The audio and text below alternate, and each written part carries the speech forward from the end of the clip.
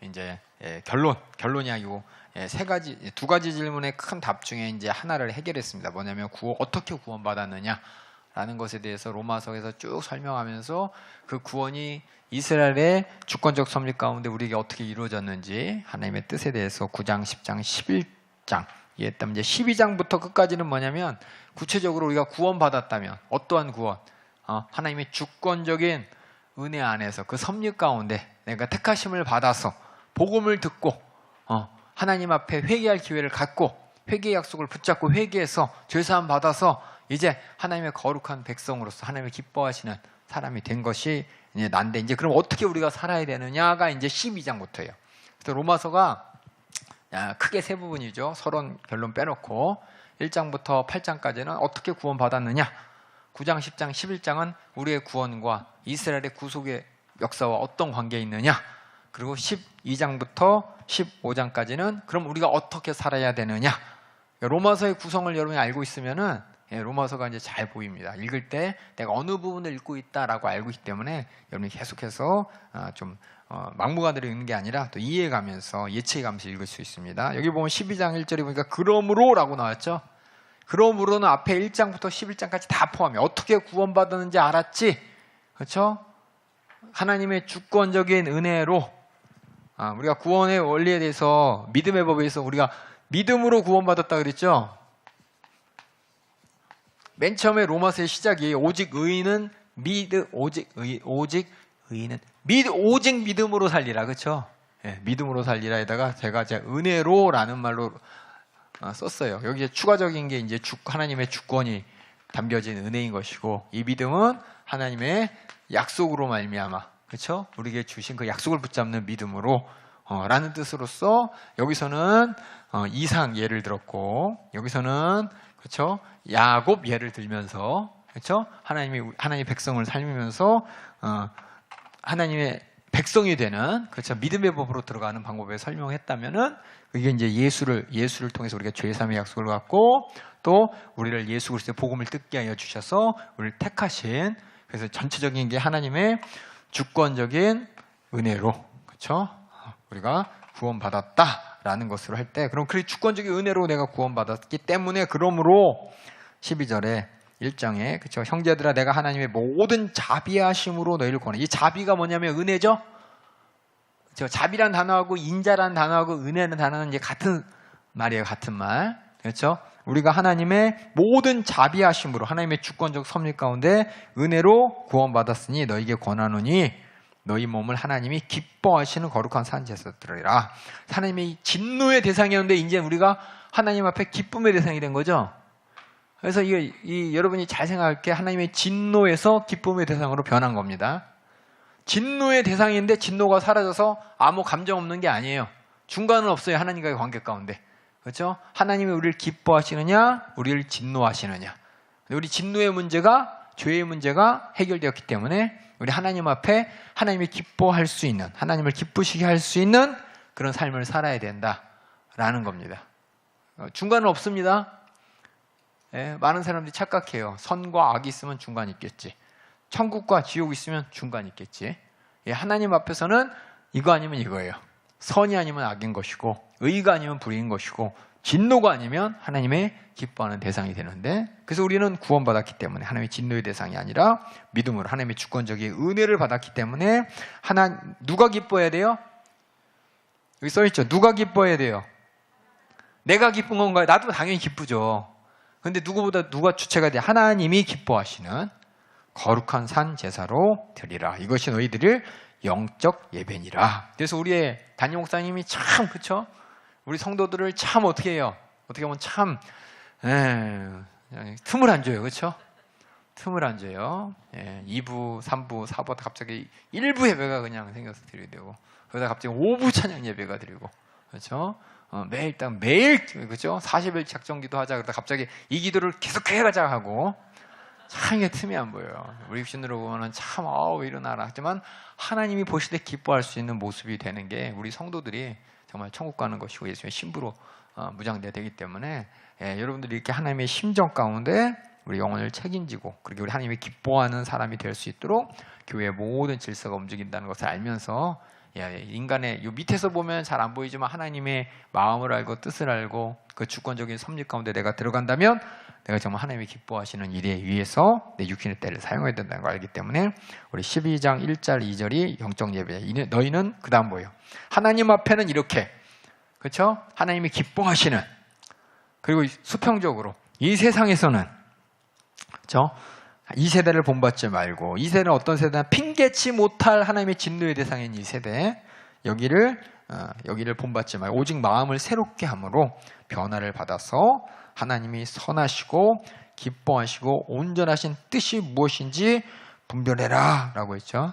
그러니까 우리는 여기서 살아갈 때 하나님과의 관계는 하나님이 기쁘시게, 이 땅에서 내가 뭘 할지, 뭘 먹을지, 뭘 입을지, 어디서 살지, 또 어떤 말을 할지, 이 모든 것들이 기준이 하나님이어서 하나님이 선하신, 기뻐하시는, 온전하신 뜻대로 살아야 된다라는 것입니다. 그래서 요한복음 4장 23절 24절에 이것이 뭐냐? 하나님께 신령과 진정으로 예배하는, 아버지께, 예수님께서 말씀하셨죠? 아버지께 참으로 예배하는 자들은 신령과 진정으로 예배할 때가 오나니, 이때가 언제? 지금 하나님의 주권적 섭리를 깨닫고 회개하여 하나님을 기쁘시게 할 자가 됐을 때, 하나님을 기쁘시게 하는 게 신령과 진정의 예배입니다. 나 혼자 나는 예배 참 잘 드렸어, 나는 오늘 참 은혜 받았어, 내가 중심이 아니라 하나님이 보실 때, 곧 이때라 아버지께서 이렇게 자기에게 예배하는 자들을 찾으시니라. 하나님은 영이시니 예배하는 자가 신령과 진정으로 예배할지니라. 여기서 신령과 진정으로 예배는 하나님이 기뻐하실 만한 예배입니다. 그래서 어떻게 보면 우리 연세중학교 예배가 참 많이 오버스럽죠. 세상으로 보면은 많이 오버스, 저만큼 하면 되는데 더 아래, 더, 그렇죠? 더. 내가 볼 때는 제가 개인적으로 내 찬양할 때 참 잘하는데 담임 목사님은 줄 5와 열, 그렇죠? 사람의 기준이 하나님이 보실 때, 그렇죠? 우리의 마음이 참 정돈되고 정말 최선을 다한다는 표현을 목소리뿐만 아니라 이 행동까지 다 제가 5와 열.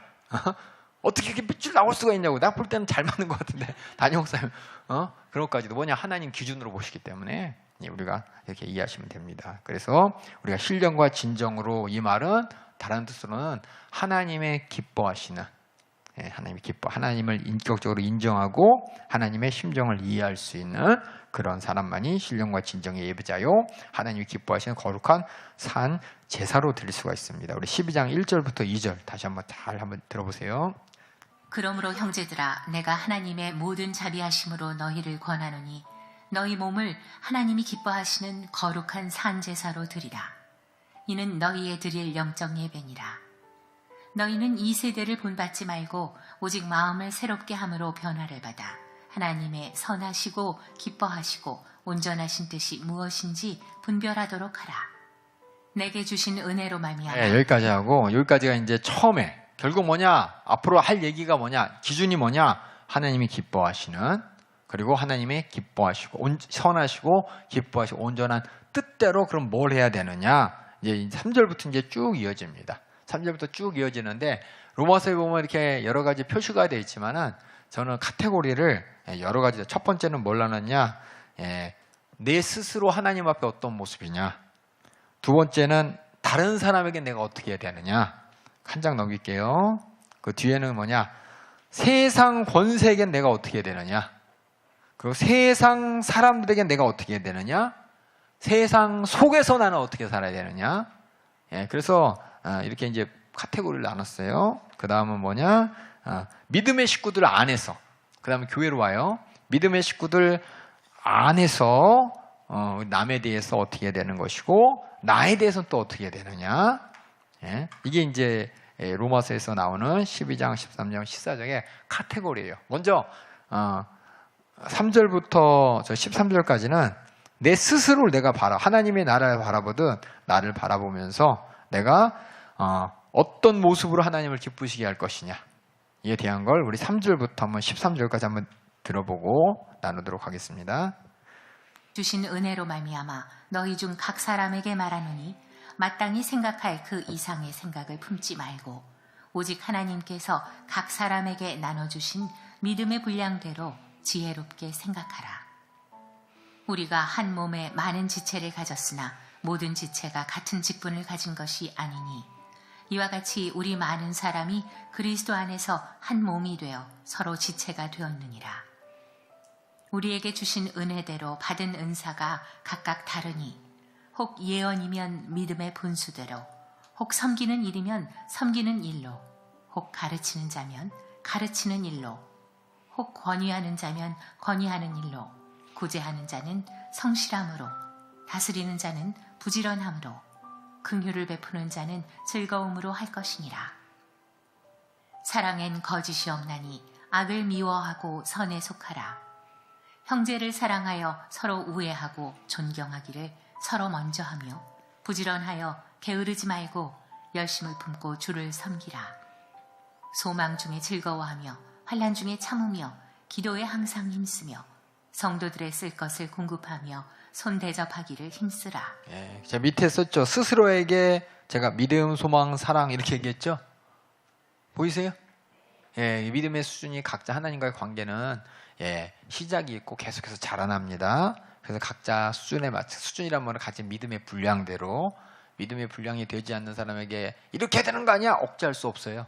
그렇죠? 그 사람의 믿음의 분량이 자라날 때까지 우리가 섬기고 또 보여주고 양육하는 것이고, 그렇게 믿음의 분량대로, 하나님과의 관계의 믿음의 분량대로 지혜롭게 생각하라는 것이 처음입니다. 그래서 3절에 보면 내가 주신 은혜로 말미암아 너희 중 각 사람이죠.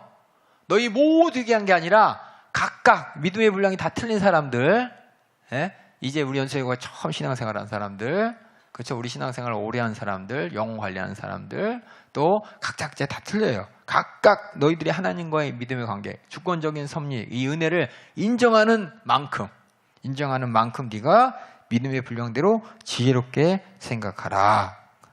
우리 몸에 한 몸에 많은 지혜를 가졌듯이 그렇게 우리의 믿음의 분량대로 각자, 그렇죠? 그 믿음의 분량에 따라 어떤 사람들은 충성하고, 어떤 사람들은 영혼 관리하고, 어떤 사람들은 또 찬양대에 가고, 또 어떤 사람들은 악기도 하고, 각자 이렇게 하는, 각자 그 믿음의 분량 안에서 우리는 예수 안에서 한 몸으로 한 지체가 되었느니라. 그래서 우리에게 주신 은혜대로 은사가 다 다르니, 하나님이 쓰시는 분량이 다 다르기 때문에 말씀이면 믿음의 분수대로, 예언이, 이제 성경에 나오는 예언은 미래를 예언하는 예언이 아닙니다.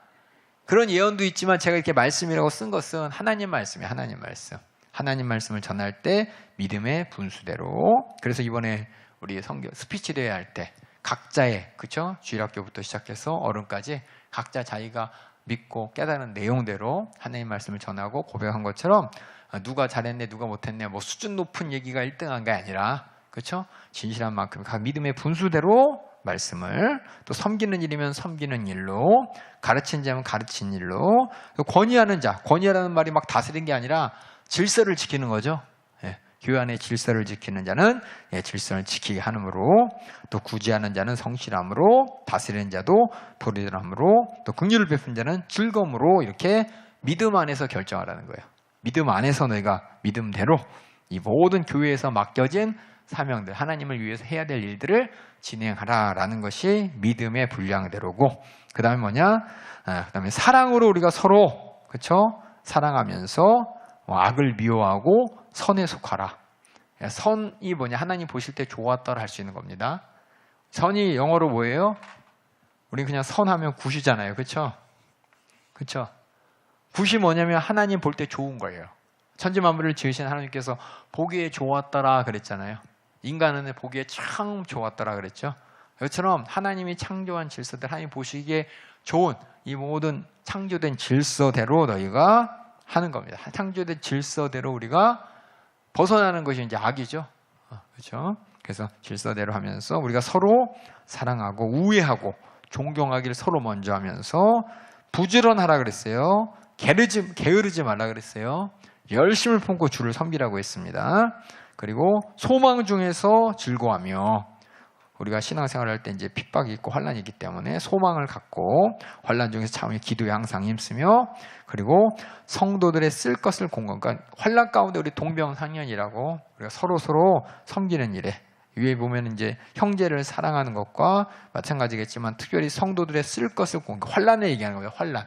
환란에 해당해서 환란에게 방치하지 말고 서로 환란 가운데 있는 우리가 서로 한 소망을 가졌기 때문에 서로 공급하고 손대접하기를 힘쓰라. 그래서 여기 스스로에게는 뭐냐? 믿음대로 우리 각자 분량, 각자 해야 될 일, 각자의 자리에서 정말 주님을 기쁘시게 하는 맡은 은사를 다 하고, 그 다음에 서로 주님처럼 사랑하고, 그 가운데 주님 오실 그 재림의 소망을 꼭 붙잡고 서로 그 소망을 향해서 혼란과 핍박 가운데 서로 공급하고 대접하면서, 이게 뭐냐?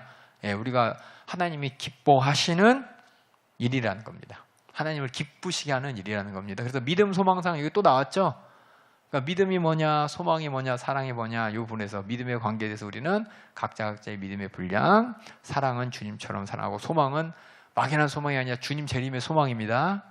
그렇게 우리가 신앙생활을 하고, 우리 스스로 각자 자기의 믿음의 분량을 스스로 판단해야 되는 것이고, 스스로 사랑에 대해서 확실히 알아야 되는 것이고, 또 스스로 소망이 충만해야 되는 것이고, 그 다음에 두 번째 14절은 뭐냐? 너희를 핍박하는 자. 여기 보면은 앞에 맨 처음에는 너희라고 했죠. 3절에. 그렇죠? 너희는 각자 믿음, 소망, 사랑. 그 너희를 핍박하는 자들을 향해서는 어떻게 하라? 우리 14절부터 읽어주세요. 너희를 핍박하는 자를 축복하라. 축복하고 저주하지 말라. 즐거워하는 자들로 함께 즐거워하고 우는 자들로 함께 울라. 서로 마음을 같이하며 높은 데 마음을 두지 말고 도리어 낮은 데 처하며 스스로 지혜 있는 채 말라. 아무에게도 악으로 악을 갚지 말고 모든 사람 앞에서 선한 일을 도모하라. 할 수 있거든 너희로서는 모든 사람으로 더불어 평화하라. 스톱. 여기 보면은 15절에 함께 있죠. 함께 즐거워하고 함께 울라. 함께 동그라미 이렇게 하세요. 함께 동그라미. 16절에는 서로 마음을 같이 해라. 같이 동그라미 하고요. 그 다음에 18절에 보면 모든 사람은 더불어 있죠. 동그라미 하면 우리가 세상과 어떤 사람들은 그래요. 난 세상과 완전 구별됐어.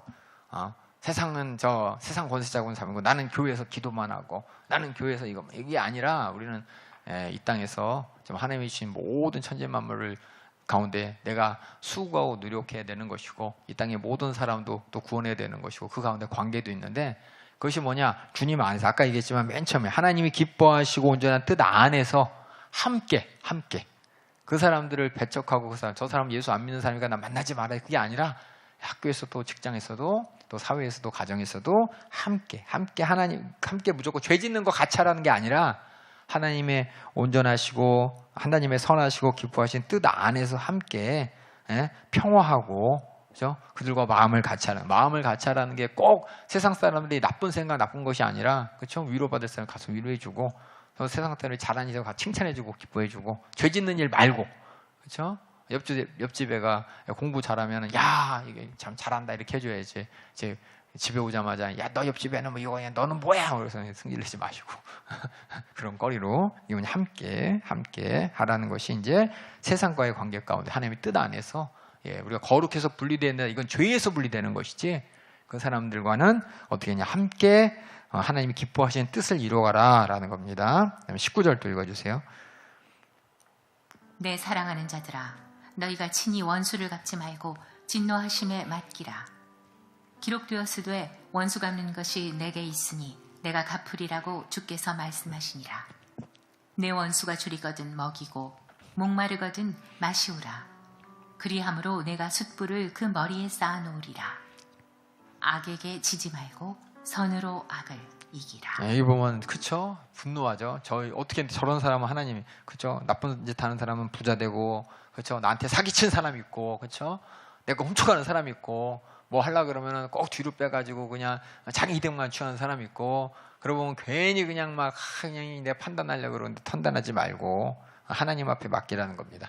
하나님께 맡기고, 오히려 뭐냐, 내 원수가 줄이거든 먹이고 목마르거든 마시오라. 인본주의가 아닙니다.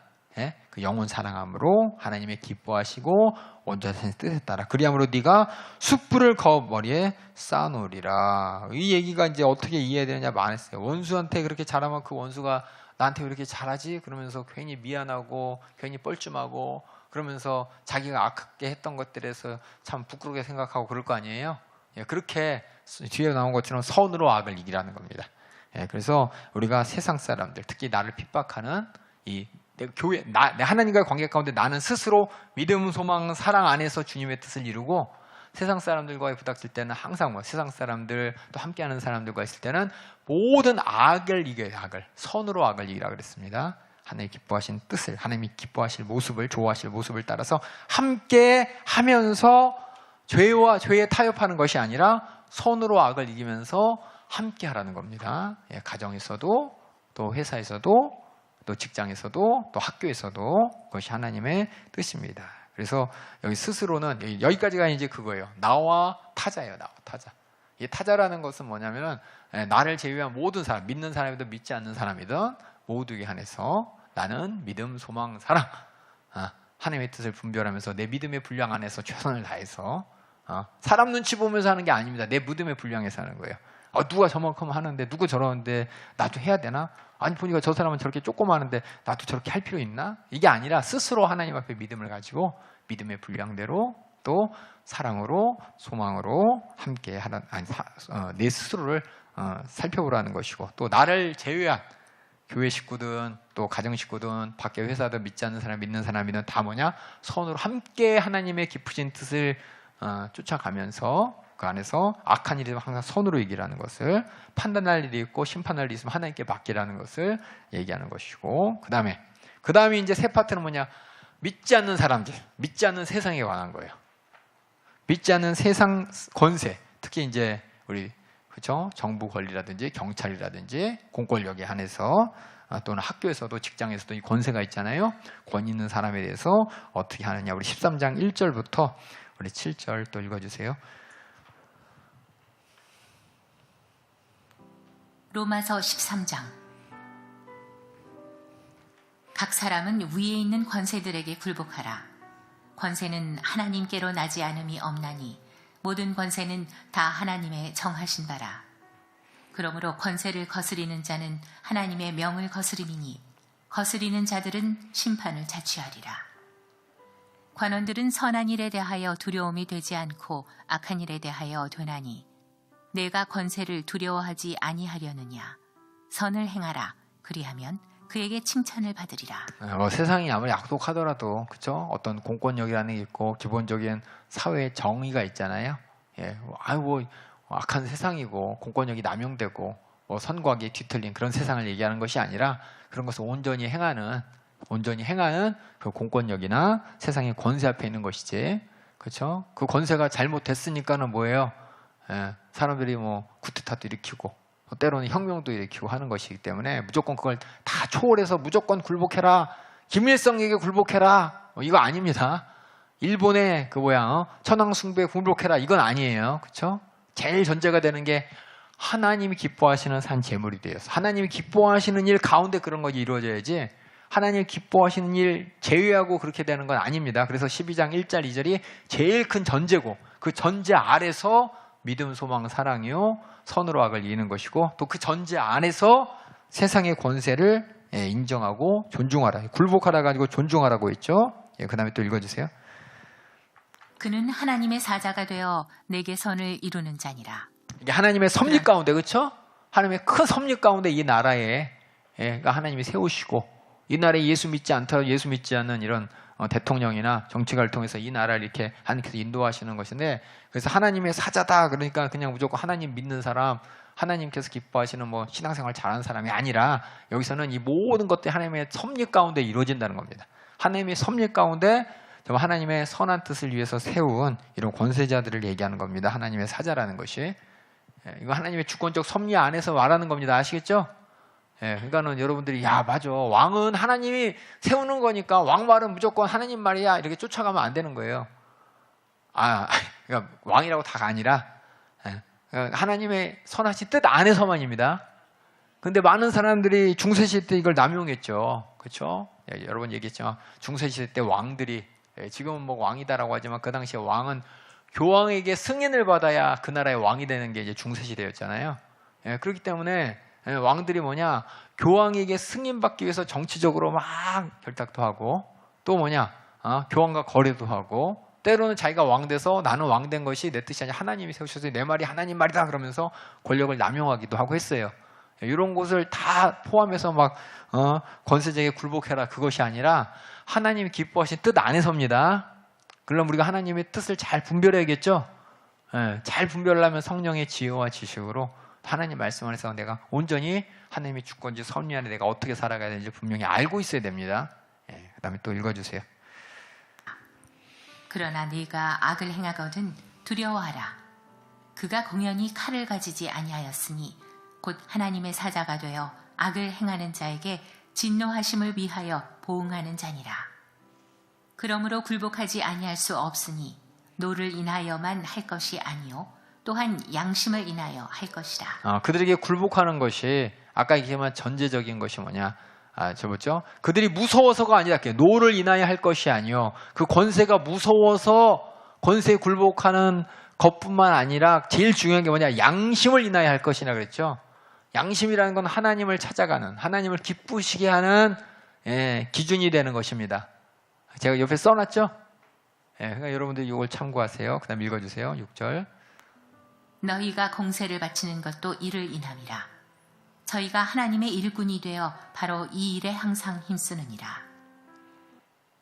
모든 자에게 줄 것을 주되 공세를 받을 자에게 공세를 바치고 국세 받을 자에게 국세를 바치고 두려워할 자를 두려워하며 존경할 자를 존경하라. 여기 마가복음 12장에 예수님께서 말씀하셨죠. 예수님께서 가이사의 것은 가이사에게 하나님의 것은 하나님께 바치라 이렇게 얘기했잖아요. 그렇죠? 많은 사람들이 동정 갖고 와서 당신이 메시아라며요, 구세주라며요. 그렇다면 가이사에게 세를 바쳐야 됩니까? 말해야 됩니까? 묻는 사람의 의도는 당신이 우리를 구원한 구세주라면 어디서? 당신은 우리에게 하나님의 나라를 이 땅의 일을 다윗의 후손으로서 온 구세주라면 그래서 로마 압제에서 우리를 자유케 할 구세주라면 로마 황제에게 대항해야 됩니까? 안 해야 됩니까? 지금 물어보는 거랑 똑같은 거예요. 근데 예수님께서 뭐라 그랬어요? 가이사의 것은 가이사에게 하나님의 것은 하나님에게 세상 권세 이거 하나님께서 허락하신 것이라면 그 권세를 통해서 너희의 질서를 지키고 여기 나왔지만 그렇죠? 너희의 모든 질서 가운데 하나님이 쓰신 그게 사자라면 하나님의 뜻대로 하는 것이고 그렇죠? 하나님의 것은 또 하나님께 드리는 것이지 그렇죠? 그렇게 얘기하는데 그 당시 사람들은 예수님을 함정에 빠뜨리려고 많은 사람이 예수님이 그리스도요 메시아요 구세주라고 하니까 무슨 생각 갖고 쫓아갔냐? 우리를 이 땅에서 하나님의 나라를 세워 로마 황제, 로마 압제에서 우리를 자유케 하고 이 땅에 로마 황제가 왕국 같은 로마 그렇죠? 제국 같은 하나님의 제국을 설립할 왕으로서 이렇게 쫓아다니는데 예수님이 그런 분이 아닌데 자꾸 그렇게 알고 있잖아요. 그러니까는 많은 대중들과 예수님과 이간질 시키기 위해서 가이사에게 세를 바쳐야 됩니까? 말합니까? 가이사에게 세를 바쳐도 돼. 그러면은 아니 이 예수가 우리의 구세주라니 로마 압제에서 우리를 구원할 구세주인데 가이사에게 세를 바쳐야 된다. 가짜다. 얘기할 것이고 그렇죠? 또 하나님에게만 바쳐야 된다. 가이사에게 세 바치면 안 된다. 그럼 가서 쪼르륵 가서 로마 황제한테 이르라고 했던 그런 함정이 있었어요. 그렇죠? 근데 예수님께서는 가이사의 것은 가이사에게 하나님의 것은 하나님에게 이게 뭐냐? 하나님의 기뻐하신 뜻 안에서 이 질서가 이루어진다면 그렇죠? 그 질서 안에서 그 권위도 하나님이 주신 권위이기 때문에 그 권위에게 그 세금이 착취가 아니라 그 세금을 가지고 이제 질서를 유지하는 거잖아요. 치안을 유지하고 또 국방을 유지하는 그런 거기 때문에 그렇게 하는 것이요. 그렇죠? 내가 마음에 안 드는 그렇죠? 예수 안 믿는 대통령이라 우리가 세금 안 내나요? 아니잖아요. 그렇죠? 그처럼 하나님께서 세운 권세는 하나님의 뜻 섭리 안에서 하나님의 질서와 축복을 위한 것이기 때문에 그걸 세금 내는 세금 내는 것이고 또 그렇게 하라는 것이 이제 주님의 뜻입니다. 그래서 두려워할 자를 두려워하며 존경할 자를 존경하라. 가장 기본이 하나님의 깊으신 뜻 안에서 그렇죠? 여기 나온 것처럼 양심을 인하여 양심 이런 건 하나님의 기뻐하신 뜻 신앙 양심입니다. 그래서 이렇게 세상 권세에 대한 존중에 대해서 디모데전서에서도 이렇게 돼 있어요. 우리 디모데전서 2장 우리 1절부터 4절 한번 읽어볼게요. 디모데전서 2장 1절부터 4절 여기도 옆에다 이렇게 적어 놓으세요. 그래서 권세에 대해서 디모데전서 2장 1절부터 4절 읽어볼게요.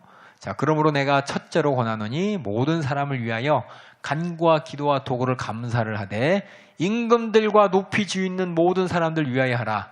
이는 우리가 모든 경건과 단정한 중에 고유하고 평안한 생활을 하려 함이니라. 이 땅의 치안을, 그렇죠? 국방을 유지시켜주는, 질서를 지키는 그들을 위해서 기도해라. 이것이 우리 구주 하나님 앞에서 선하고 받으실 만한 것이니 그렇게 하는 것이 하나님이 기뻐하시는 일이고 좋아하시는 일이라는 겁니다.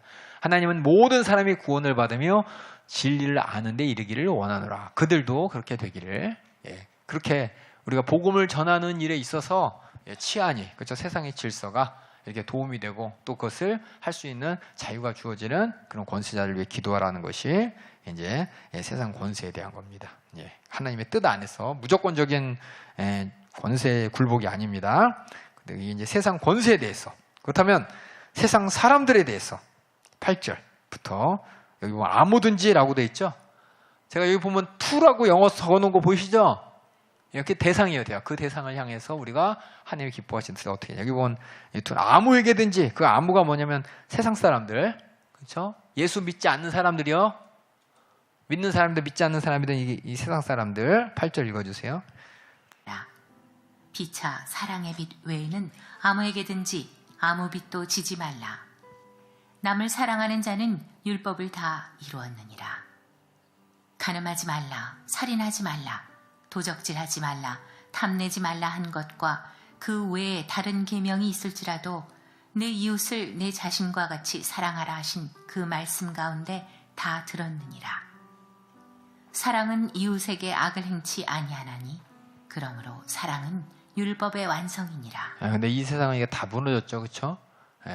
남의 사정 이해하면서 내가 저 사람의 입장이 어떨까, 이게 가장 큰 세상의 어떤 윤리고 도덕의 기본인데 지금 그게 다 없으니까 갑질하기 바쁘고 권리하기 바쁘고, 그렇죠? 맨날 나오잖아요. 어떤 유튜브 짤이나 보면은 반말하고, 그렇죠? 그렇죠? 조금 나보다 조금 못한 사람 같으면 막 반말하고, 나한테 섬기는 사람 같으면 막 함부로 하고 갑질한다고, 그렇죠? 손님은 왕이다. 그러니까 진짜 왕인 줄 알고, 그렇죠? 이런 상황들이 이 세상에서는 그냥 마케팅의 일환이 어떻게 보면 전체적인 뭐냐면 사회 질서를 뒤집는 결과가 돼버려가지고, 그렇죠? 내로남불, 그렇죠?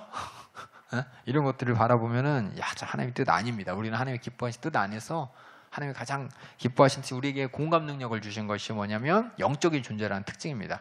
우리가 하나님을 섬길 수 있는 이유는, 다른 짐승들은 못하는 이유가 뭐냐면 다른 짐승들은 다른 사람의 공감을 못해요. 다시 말해서 내가 저 사람이 어떨까라는 생각을 못해요. 짐승들은 내가 저 피조물이라면 못해요. 우리는 뭐냐, 하나님이 이런 분, 내가 하나님이라면 어떨까, 하나님이 얼마나 속상하실까, 이렇게 상상하면서 이렇게 생각하면서 하나님의 입장을 이해할 수 있는데 다른 피조물들은 그게 안 된다는 겁니다. 우리 인간만 되는 거예요. 그렇게 되는 게 사랑의 시작인 것이고, 하나님도 우리를 사랑하심으로 말미암아 우리 입장이 되셨잖아요. 어떻게요? 예수님이 이 땅에 오셔서, 그렇죠? 그 사랑을, 하나님도 우리 입장을 이해하신다는 거예요. 하나님이 우리 입장 무시한 채, 옛날에, 그렇죠? 그 가부장적 세상에서는 아버지가 왕이잖아요, 그렇죠? 아버지가 그냥 하라면 다 해야 되고, 그냥 아버지가 뭐라고 해요? 아버지 우리 마음도 몰라, 모르죠. 그래서 그런 생각. 근데 지금 이제 그런 세상 아니잖아요, 그렇죠? 마찬가지로 하나님이 어떤 분이냐면은 하나님 가부장적으로 막 하라는 분이 아니라는 거예요. 이스라엘 백성들은 그렇게 알았죠. 율법을 통해 하면 내가 상 줄게, 안 해? 벌 줄 거야, 이렇게 알았는데 예수님이 오시고 나서 깨달은 게 뭐냐, 예수님을 통해서 하나님은 뭐냐, 우리가 하나님의 입장을 분명히 알 수 있도록 예수님을 보내주셨고, 또 예수님을 통해서 하나님이 우리 입장을 충분히 안다는 겁니다. 제가 여러 번 얘기했지만 하나님은 인간이 아니라서 우리 사정 모르시잖아요. 우리가 얼마나 시험 당하는지, 얼마나 공고한지, 괴로운지 모르시잖아요 라고 하나님 앞에, 우리 심정을 하나님 앞에 이렇게 대들 수 있지만은 그럴 수 없는 것은 하나님이 아들이 이 땅에 오셔서 육신을 입고 오셔서, 체휼이라는 말이 있어요. 공감이라는 말. 우리와 같은 입장에 계셔서 마귀에게 시험도 당하시고 또 죄를 이기시고 고난과 모든 핍박 가운데 하나님의 사랑을 우리에게 전해주신 그것이 뭐냐? 공감할 수 있는, 이게 진짜 사랑의 시작인 것인데, 이렇게 사랑하라. 그래서 사랑의 비유에는 아무에게도 잊지 마라. 그럼 그 사람의 입장이 되어버렸을 때 그 사람이 참 곤고한 거 해결해주고 아쉬운 거 해결해주는, 이게 바로 사랑이고, 하나님께서는 그래서 우리 입장에서 곤고하고 아쉬운 이 죄의 문제를, 무지한 문제를, 이것을 직접 십자가에 우리를 대신해서, 그렇죠? 대신해서 고난받이 죽으시며 해결하신 이것이 바로 사랑인 것이, 이게 바로 율법의 완성이고 하나님의 뜻이라는 걸 세상 사람들이 그렇게 하라는 거예요. 하나님의 깊은 뜻 안에서요, 그렇죠? 하나님이 깊으신 뜻 안에서 하나님을 섬기는 게 우선이고 그 안에서 그렇게 해야지 세상 사람들이 우선시 돼서 내가 저 사람의 입장을 이해하니까 우리 사장님이 마음을 입장을 이해하니까 나는 주일날 일하러 가야겠다. 그렇죠. 회사가 힘든데 우리 사장님 얼마나 힘들어. 내라고 가서 일해야지. 그래서 주일을 범하면서 일하라. 그게 아니라, 그렇죠? 우리는 맨 처음은 하나님의 뜻 안에서, 하나님이 기뻐하신 뜻 안에서 이제 그게 이루어져야 되는 겁니다. 그 다음에 이제, 그래서 에베소서 2장, 그 다음에 세상 속에서 나왔죠. 세상 속에서. 그래서 이 세상 가운데 우리가 이제 신앙생활 말고 세상의 직장생활, 학교생활, 또 사회생활하는 가운데 우리는 항상 뭘 해야 되느냐? 주님의 재림에 대한 이 생각을 보고서 세상을 같이 봐야 돼요. 그러니까 예수님이 하신 말씀을 보면서 기운이 올라 뜨겁다. 야, 정말 주님 오실 때 얼마 남지 않았구나. 그렇죠? 세상에 거짓이 팽배하다. 야, 정말 주님의 심판이 얼마 남지 않았구나. 동성애가 막 저렇게 야, 정말 하나님 말씀하신 대로 정말 소돔과 고모라 때가 다가왔구나. 우리 이렇게 하나님 말씀을 주셔 세상을 바라보라는 겁니다. 그 다음에 11절부터 읽어주세요. 또한 너희가 이 시기를 알거니와 자다가 깰 때가 벌써 되었으니 이는 이제 우리의 구원이 처음 믿을 때보다 가까웠음이니라. 이 구원이 뭐예요? 우리 구원 이미 구원받았는데 여기 또 우리의 구원이 처음 믿을 때보다 가까웠다. 여기 있는 구원은 예수님이 천국 갖고 오시는 구원이죠. 그렇죠? 죄의 사함의 구원이 아니라 우리 죄 사함 이미 받았지만은 주님이 재림하실 말미암아 마지막 최후의 심판 있을 그때를 얘기합니다. 그다음 읽어주세요. 밤이 깊고 낮이 가까웠으니 그러므로 우리가 어두움의 일을 벗고 빛의 갑옷을 입자. 낮에와 같이 단정히 행하고 방탕과 술 취하지 말며 음란과 호색하지 말며 쟁투와 시기하지 말고 오직 주 예수 그리스도로 옷 입고 정욕을 위하여 육신의 일을 도모하지 말라. 그래서 예수 그리스도로 옷 입고 그 말하면 내가 예수님처럼 그렇죠? 말하고 행동하고 예수님의 생애를 재현하면서 더나 거룩한 세마포 주님의 신부로서 내가 준비하고 그래서 정욕을 위하여 육신의 일을 도모하지 말라. 이게 돈 우선주의, 그렇죠? 외모 우선주의, 그리고 책임과 의무는 다하지 않으면서 권리만 자유만 하면서 내 정욕 만족시키는 것. 또 이 세상에 팽배한 돈, 마약, 문신, 성적 타락, 술, 담배, 뭐 도박은 이제 더 이상 뭐예요? 죄가 아니죠? 그렇죠? 옛날부터 죄가 아니었죠. 그리고 뭐 학교에 있는 폭력들, 일진들, 자기 가오사는 뭐 여러 가지 것들, 자존심하고 막 사람에게 인정받는 이 모든 것들 다 도모하지 말라는 겁니다. 도모해서 이게 다 뭐냐? 하나님이 기뻐하시지 않는 일이기 때문에 참 이거 잘 구별해야 돼. 우리가 세상에서 죄이냐 죄가 아니냐. 세상에서 죄가 아닌 것이라도 하나님께서 죄라는 건 죄입니다. 그렇죠? 강원랜드 가서 이게 도박하는 거, 그렇죠? 결국 중독되는 것들이 다 죄잖아요. 그렇죠? 육신의 정욕, 도파민 막 오르게 만드는 거. 마약, 술, 담배.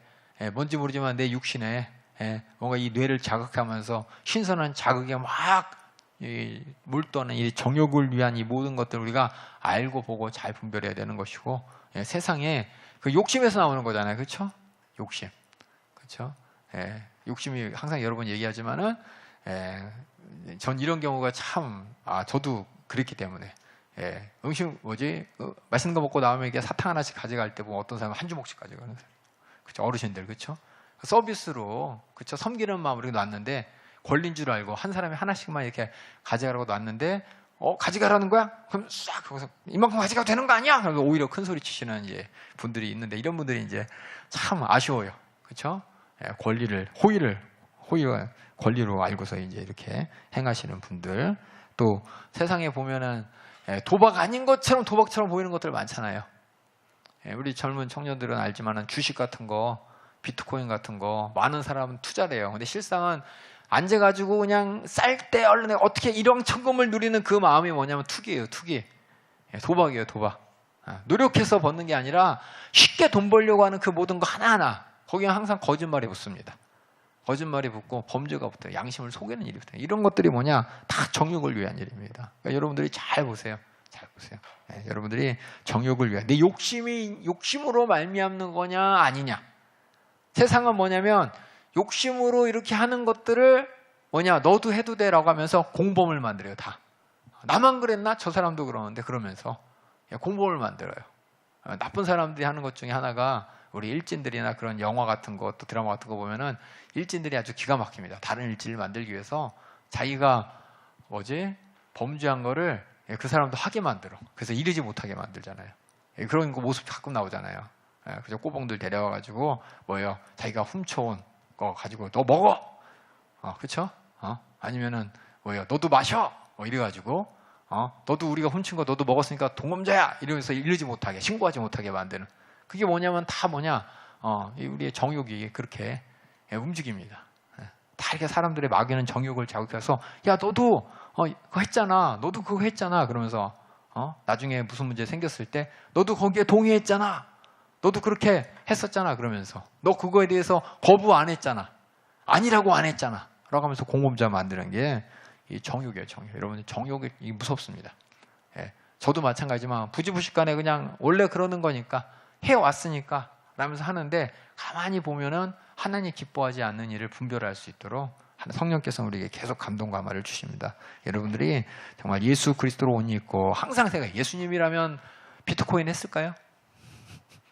예수님이라면 주식 단타 이거 했을까요? 예수님이라면 로또 했을까요? 항상 예수님이라고 생각해 보세요. 예수님이라고. 예수님을 하셨을까 안 하셨을까? 이게 정욕을 위해 사느냐 아니냐 딱 정해진 건데 이 세상에서는 그쵸? 더 나가서 주일날 이렇게 우리 이렇게 청년들 모여서 단합대회 하는데 요 앞에 교회 앞에 호프집으로 8시까지 오세요. 예? 호프집 가가지고 주일날 청년들이 이제 마시는 교회도 많이 있어요. 그렇죠? 예, 주일날 뭐 사 먹는 건 당연한 거고. 예수님이라면 그랬을까요? 예수님이라면 야 모여라 포도주 한 잔씩 하자. 다 모여. 자 짠. 맞아. 예수님 주여 만찬 때 포도도 먹었는데 그거 취하게 먹은 게 아니라 이거 이제 음료로 먹은 거죠. 음료로. 그렇죠? 음료로 먹겠어요. 핑계 대지 마시고 분명히 포도주가 아니고 물 있으면 예수님 물 마셨을 거예요. 그 나라 이제 문화가 이제 물이 귀한 땅이니까. 그렇죠? 물이 없으니까는 포도주를 물처럼 먹을 수밖에 없는 그 나라 상황과 문화를 이해해야 되는데 사람들은 그냥 그걸 그냥 다 빙자해 버린다고요. 그래서 정욕을 위해 살지 않기 위해서 중요한 게 예수님처럼 하시. 예수님처럼. 그래서 예수님처럼 어떻게 해야 되냐? 예수님과 함께 계셨던 성령으로만 그게 가능하다는 겁니다. 그래서 여러분들이 성령 충만한 사람, 정말 성령 충만하기를 원하는 사람, 내가 성령 충만한지 안 충만한지, 내가 예수님의 마음과 생각을 가지고서 내가 할 말도 하고, 또 그렇죠? 세상을 상대하고, 또 사람도 상대하고, 이때 항상 예수님처럼. 그러려면 이제 우리가 복음서를 잘 읽어야죠, 그렇죠? 읽으면서 예수님이 말씀하셨던 마음도 알아야 되는 것이고, 의도도 알아야 되는 것이고, 행동도 알아야 되는 것이고, 그래서 예수님처럼 세상에서 우리는 살아가야 됩니다. 그렇죠? 예수님이라면 참 아쉬워요. 예수님이라면 로마서 이거 있을 때 오셨을까 안 오셨을까? 이미 다 알아서 안 오시겠죠, 그렇죠? 그래서 안 오셨나 봐요, 사람들이. 그렇죠? 예수님이라면 이 자리에 안 왔을 테니까 그래서 많이들 안 오셨나 봐요. 그렇죠? 그런 것 같아요. 자, 그래서 여기까지 이 세상 속에서 우리는 어떻게 하냐? 재림을 준비해야 된다. 그래서 이게 참 세상에 관해서 그러니까 믿음과 상관없이 예수 믿는 사람과 상관없이 믿던 안 믿던 세상의 권위에 대해서 하나님의 주신 권위라는 그 섭리를 인정한다면 그 안에서 하나님이 기뻐하신 일을 행하는 것이고 세상 많은 사람들을 향해서도 우리는 사랑으로 하나님이 기뻐하신 뜻대로 행하는 것이고 또 항상 뭘 하든지 어떤 선택을 하든지 직장을 선택하든 아니면 내가 결혼할 사람을 선택하든 더 나아가서 내가 갖고 있는 돈을 어떻게 쓸까 선택하든 여러 가지 기회가 있을 때 정말 내가 정욕을 위해서 하는 것이 아니라 예수님이라면 어떻게 했을까라고 생각하면서 하나님의 깊으신 뜻대로 세상 속에 살아라 라는 것이 이 재림을 준비하면서 세상 속에서 사는 것이라고 11절부터 14절까지 제가 적었습니다. 근데 이것은 이제 뭐냐면 우리 연세중학교에서 이제 담임 목사님 통해 들은 복음을 가지고 이렇게 로마서를 이렇게 잘 정리를 했어요. 근데 다른 여러 성경책마다 주석마다 정리하는 법은 다른데 저는 기준이 뭐냐면 여기 제 밑줄을 긋죠. 저기 13장 1절에 각 사람들 위에 있는 권세들에게 라고 13장 1절에서 밑줄을 긋고 8장에서는 아무에게든지 또 남에게 라는 말로 이렇게 밑줄을 긋고 11절에서는 이 시기를 알거니와 이 말을 했잖아요. 우리가 살고 있는 이 시대에서 이때에 라는 말로 저는 깨달았어요. 그 다음에 이제 14장 15장은 뭐냐? 믿음의 식구들 안에서 믿음의 식구들 안에서 교회 안에서 첫 번째 14장 1절부터 한번 읽어주세요.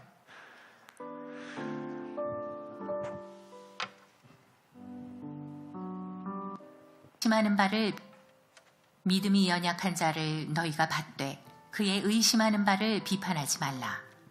어떤 사람은 모든 것을 먹을 만한 믿음이 있고 연약한 자는 채소를 먹느니라. 먹는 자는 먹지 않는 자를 업신여기지 말고 먹지 못하는 자는 먹는 자를 판단하지 말라. 이는 하나님이 저를 받으셨음이니라. 남의 하인을 판단하는 너는 누구뇨? 그 섰는 것이나 넘어지는 것이 제 주인에게 있음에 저가 세움을 받으리니 이는 저를 세우시는 권능이 주께 있음이니라. 여기도 하나님의 주권을 인정하는 거죠. 우리 믿음의 내용 중에 제일 중요한 게 하나님의 주권을 인정하는 겁니다. 그 안에서 내가 은혜로 구원받았기 때문에 하나님의 주권 안에서 누구를 판단하지 말라는 거죠. 그 믿음의 특별히 이제 그 당시에는 율법이 강조되다 보니까 율법에서 먹어야 될 거, 먹지 말아야 될 거 되게 많잖아요, 그렇죠? 그것 때문에 하나님께서는 율법을 잘 보면서 율법 안에서 먹지 말라고 했던 거, 또 예수님께서 믿고 이제 구원받은 사람들이 이방인들에게는 뭐 4가지 외에는 강요하지 말자, 율법에 강요하지 말자, 그래서 아무 말도 안 하잖아요. 그래서 믿음 안에서 그 각자 믿음 안에서 결정하는 겁니다. 그래서 구약 이스라엘 백성들이 특히 이제 돼지고기 같은 경우에는 우상의 제물로도 드려지고 이방인들이 즐겨 먹는 음식이었는데 율법에서는 하나님께서 돼지고기 먹지 말라 그랬잖아요. 그러니까 돼지고기 먹는 사람이 있고 먹지 않는 사람이 있을 때 과연 이것을 어떻게 되냐? 믿음 있는 사람은 먹고 믿음 없는 사람은 안 먹고 거꾸로 믿음 없는 사람은 먹지 말고 믿음 있는 사람 먹어라. 뭐 이게 참 그게 아니라 각자 자기의 믿음의 분량대로 하는데 이걸 가지고 판단하지 말라는 겁니다. 저는 돼지고기 좋아해요. 율법에서 먹지 말라 그랬는데 저는 제육볶음 좋아합니다. 오늘 돈가스래요, 메뉴가. 돈가스 좋아합니다. 그럼 어떻게 되느냐? 야, 윤대건 목사님이 성경에 먹지 말라는 거 먹다더라. 판단하지 말아주세요. 우리는 이렇게 믿음 안에서 이게 뭐냐면 정말 하나님이 기뻐하신 뜻 안에서 하지 말아야 될 거 그건 우리가 분별해야 되는 것이고 그 안에서 우리가 서로 각자 자기의 믿음의 결정대로 하는 부분에서는 판단하지 말자는 거죠. 특별히 아까도 얘기했지만은 11조 드리는 사람들이 있고 어떤 사람은 12조 드리는 사람이 있어요.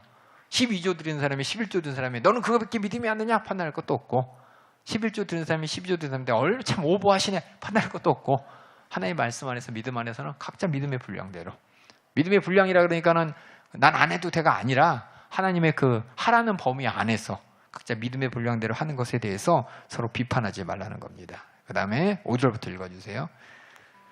혹은 이 날을 저 날보다 낮게 여기고 혹은 모든 날을 같게 여기나니 각각 자기 마음에 확정할지니라. 나를 중히 여기는 자도 주를 위하여 중히 여기고 먹는 자도 주를 위하여 먹으니 이는 하나님께 감사함이요 먹지 않는 자도 주를 위하여 먹지 아니하며 하나님께 감사하느니라. 뭐 이 날이라는 게 이게 정확하게 잘 모르는데 어떤 절기 그런 것 같아요. 각각 사람마다 또 각각 교회마다 특별히 여기는 이제 절기들이 있고 특별히 이루는 날들이 있잖아요. 그 날들에 대해서 아니 그 날이 뭐 굳이 그렇게 지켜야 되는 날이냐라고 또 굳이 그 날에 말고 할 필요 있냐? 아까 어떤 특정한 날을 어떤 사람이 믿음 가운데 하나님 기뻐할 뜻 가운데 정했어요. 예를 들어서 이제 금식하기로 했어. 금식해서 나는 인지하겠다, 저태하겠다. 만약 하면 나는 주일날 끼고 가겠다. 난 주일날 바쁘니까 주일날 안 하고 딴 데 평일날 하겠다. 예를 들면은 이런 날이 있을 때 그걸 가지고서 주일날 금식해야지. 왜 주일날은 일해야 되니까는 평일날 금식해. 뭐 이런 식으로 이게 어떤 날에 대해서 각자 자기의 믿음에 확정한 날에 대해서 우리가 서로 판단하지 말고 이렇게 금식하는 것도 정말 주를 위해서, 그렇죠? 먹을 수 있는 것도 주님을 위해서 이렇게 하라는 것이 요 5절하고 6절 내용입니다. 저는 예를 들어서 금식이라는 걸로 그거 말고도 하나님 앞에 내가 특정하게 하나님을 위해서 기념하는 날 아니면 기억하는 날, 감사하는 날 이런 날들도 각자 믿음의 분량에 따르기 때문에 이거 가지고 판단하지 말라는 겁니다. 그 다음에 7절부터 읽어주세요. 우리 중에 누구든지 자기를 위하여 사는 자가 없고 자기를 위하여 죽는 자도 없도다. 진짜 그런가요? 그런 사람들이 한해서 얘기하는 거죠. 그렇죠? 정말 주님을 위해서 정말 그 복음의 은혜를 위해서 사는 사람들에게 얘기하는 거지. 그러니까 우리라 그러는 게 뭐냐? 믿음의 식구들 얘기하는 거죠. 진정 믿음 안에서 주님의 주권적인 은혜 안에서 하나님을 기쁘시게 하나님의 신령과 진정을 예배하는 자 우리 중에는 누구든지 자기를 위해 사는 자가 없고 누굴 위해서 하나님의 기쁘심을 위해 사는 거죠. 자기를 위해 죽는 자도 없다. 하나님의 기쁘신 뜻을 위해 죽기까지 하는 자로다. 그 다음에 8절 읽어주세요. 예, 우리가 위하여 죽는 자도 없도다. 우리가 살아도 주를 위하여 살고 죽어도 주를 위하여 죽나니 그러므로 사나 죽으나 우리가 주의 것이로라. 은혜의 종이죠. 주의 것. 은혜로 주님께 종된 것이죠. 예, 그 다음에 읽어주세요. 이를 위하여 그리스도께서 죽었다가 다시 살으셨으니 곧 죽은 자와 산 자의 주가 되려 하시니라. 예, 어느 죽은 자, 어느 산 자, 주를 위해 죽는 자, 주를 위해 사는 자. 예, 그냥 죽은 자, 산 자니까 그냥 진짜 죽고 사는 자가 아니라 주를 위해라는 것이 꼭 기억하셔야 돼요. 그 다음에 읽어주세요. 내가 어찌하여 내 형제를 판단하느뇨? 어찌하여 내 형제를 업신여기느뇨? 우리가 다 하나님의 심판대 앞에 서리라. 기록되었으되 주께서 가라사대 내가 살았노니 모든 무릎이 내게 꿇을 것이요 모든 혀가 하나님께 자백하리라 하였느니라. 핑계할 수 없다는 거죠. 핑계할 수 없다. 그 다음에 읽어주세요. 이러므로 우리 각인이 자기 일을 하나님께 직고하리라. 우리는 각자가 하나님과의 관계 가운데 하나님과의 관계가 내가 믿음으로 분별하고 판단해서 해야 될 일인데 이것이 많은 사람이 다른 사람을 판단하고 비판하는 건 안 된다는 겁니다. 물론 권위에 따라 질서에 따라 분별해야 될 일은 있습니다. 근데 그 외의 일에 대해서 우리가 서로 우리라는 건 뭐예요? 예, 주를 위해 살고 주를 위해 죽는 사람들의 하나인 거예요. 아시겠죠? 이런 믿음의 식구들 안에서는 서로 그 믿음에 대해서 분량에 대해서 비판하고 판단하지 말라. 판단은 하나님께 하니까. 그저 우리는 뭐냐? 감사하는 거예요. 감사. 그 밑에 썼죠? 믿음의 식구들 안에서 남을 판단하지 말고 각자 마음에 주를 위해서 살고 죽는 심정으로 확정하고 그저 주님께 감사로 또 주를 위하여 하는 것뿐입니다. 예, 그래서 참 이게 참 어려워. 판단하고 비판하는 게 나도 이 세상에 워낙 판단과 비판이 많으니까는 교회에서도 그렇게 해도 되는 줄 착각하고 또 믿음의 식구들 안에서 또 그렇게 해도 되는 줄 착각하면서 어떻게 하면 하나님의 의의를 세우겠다, 공의를 세우겠다.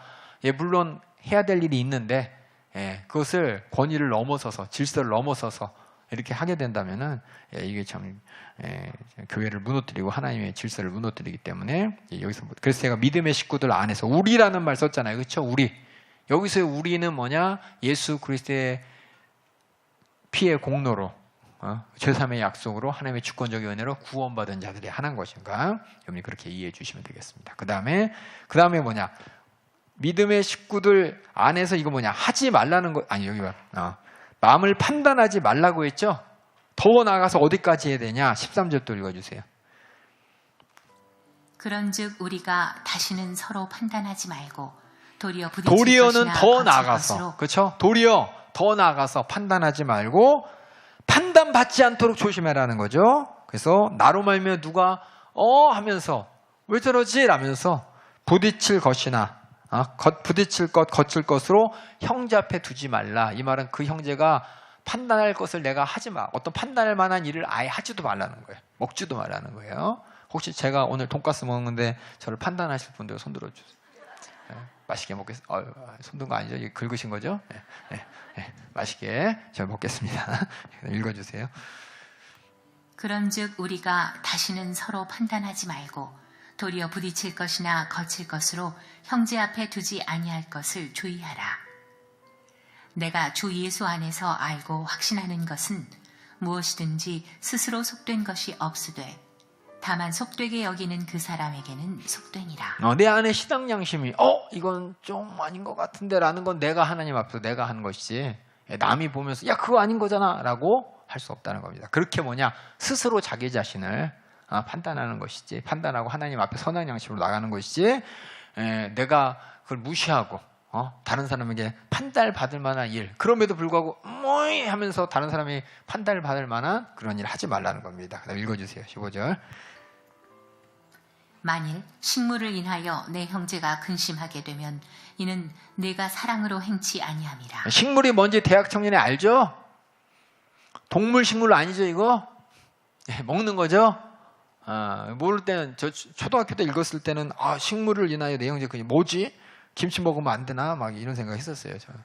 그게 식물이 아니고 여기 먹는 겁니다. 읽어주세요. 그리스도께서 대신하여 죽으신 형제를 내 식물로 많게 하지 말라. 그러므로 너희의 선한 것이 비방을 받지 않게 하라. 그래서 내가 먹는 것 때문에 하나- 누가 뭐라고 할 거면 먹지 않겠다는 겁니다. 그래서 제가 말씀드렸잖아요. 돈가스 먹는 거에 대해서 여러분들이 비판할 일이 있으면 저는 옆에서 그냥 샐러드만 먹을게요. 근데 비판한다고 안 했으니까 좀 먹을 거예요. 예, 감사합니다. 읽어주세요.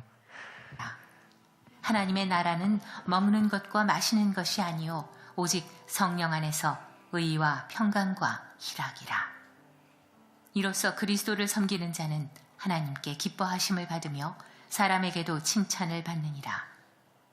이러므로 우리가 화평의 일과 서로 덕을 세우는 일을 힘쓰나니 서로 판단하지 식물을- 않도록, 예, 서로 판단하고 판단받지 않도록 화평하고 덕을 세우는 일에 힘쓰나니. 예, 읽어주세요. 를 인하여 하나님의 사업을 무너지게 말라. 만물이 다 정하되 거리낌으로 먹는 사람에게는 악하니라. 그렇죠. 아닌데 하면서도 먹는 사람은 그 사람 하나님 앞에 죄라는 겁니다. 예, 아닌 것 같지만 누가 뭐라고 할 것 같지도 않고 괜찮을 것 같은데 그래서 합리화시키는 것, 이게 뭐냐? 하나님 앞에 죄라는 겁니다. 하나님 앞에 범죄하는 거예요. 그 다음에 거리끼는 것이 악한 겁니다. 읽어주세요. 고기도 먹지 아니하고 포도주도 마시지 아니하고 무엇이든지 내 형제로 거리끼게 하는 일을 아니함이 아름다우니라. 그래서 바울이 고린도 교회에게 이렇게 얘기했죠. 뭐냐? 너희의 자유함이 악한 자들, 약한 자들에게 거치는 것이 되지 않도록 조심해라. 그렇죠? 먹는 일에 대해서. 왜냐하면 시장에서 사다 먹을 때, 그렇죠? 시장에서 파는 것이 우상에게 드려진 제물인지 아닌지 분별하지 못해요. 분별하지 못하지만 믿음 있는 사람들은 나는 뭐 그런 하는 믿음으로 이제 선택해서 먹는데, 믿음 없는 사람이 보면서 아니 시장에서 파는 것 중에 우상 제물 있는데 혹시 저 우상 제물 어떡하려 그래 하면서 믿음 없는 사람이 판단하지 않도록 너희가 그냥 사 먹는 일에 주의하라는 거예요. 자유할 수 있어요. 그렇죠?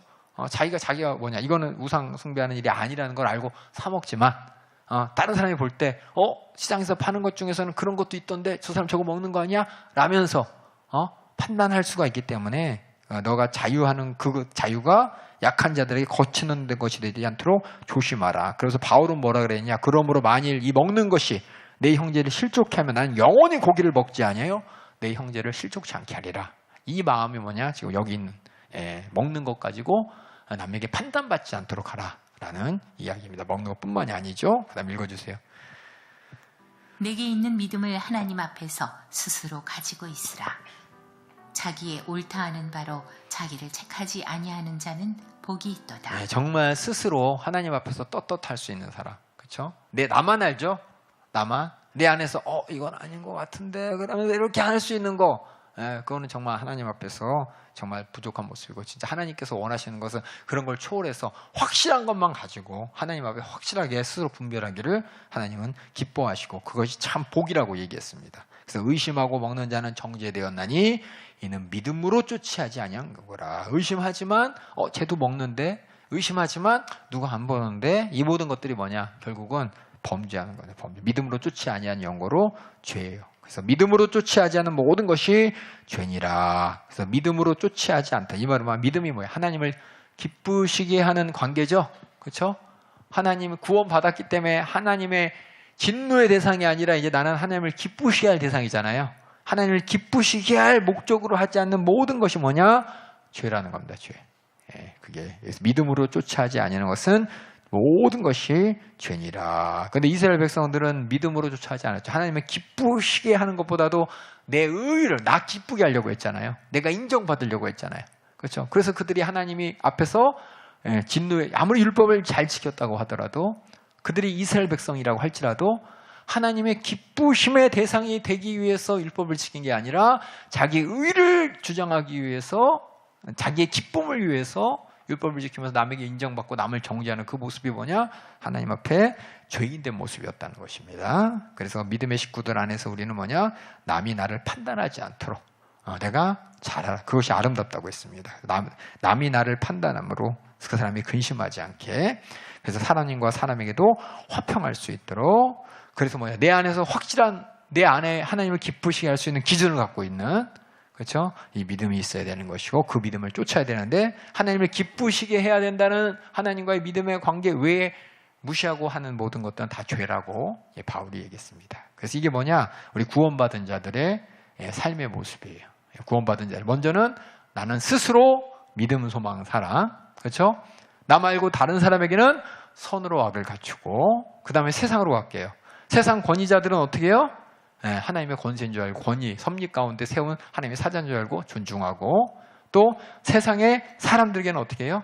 세상 사람들에게는 사랑하고 율법을 완성하고 또 세상에 사는 시기를 잘 바라보면서 재림의 때를 준비하고 또 다시 나서 교회 안에서 믿음의 사람 안에서는 남을 판단하지 말고 판단받지 않도록 하라. 이게 뭐냐? 하나님이 기뻐하시는 뜻입니다. 거룩한 산 제물로서 하나님이 선하시고 기뻐하시고 온전한 뜻을 분별하고 살아가는 것이 우리 하나님의 주권의 은혜 안에 예수 믿고 구원받은 자들의 삶의 모습이라고 이렇게 정리했습니다. 이 안에 이제 많은 것들을 여러분이 이제 실생 가운데 판단해 보셔요.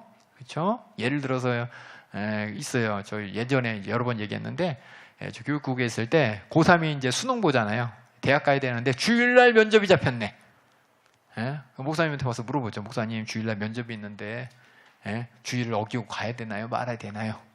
그럼 저는 뭐라고 대답해야 되나요? 야 가지마. 그러면 야 목사님 때문에 안 가서 대학 떨어졌어. 가. 그러면 야 목사님이 가도 된대. 무슨 대답을 할까요? 가이사에게 하나님에게 네가 믿음대로 결정해라. 하나님께서 기뻐하시는 네 마음의 감동을 잘 생각해봐. 이렇게 얘기를 해야죠. 그러면서 목사님이라면 안 가지 라고 한마디 이제 취하죠. 근데 이게 뭐냐, 이게 참 그쵸? 각자 자기의 믿음의 분량대로 잘 정해야 되는, 이거 가지고 정지할 거 없어요.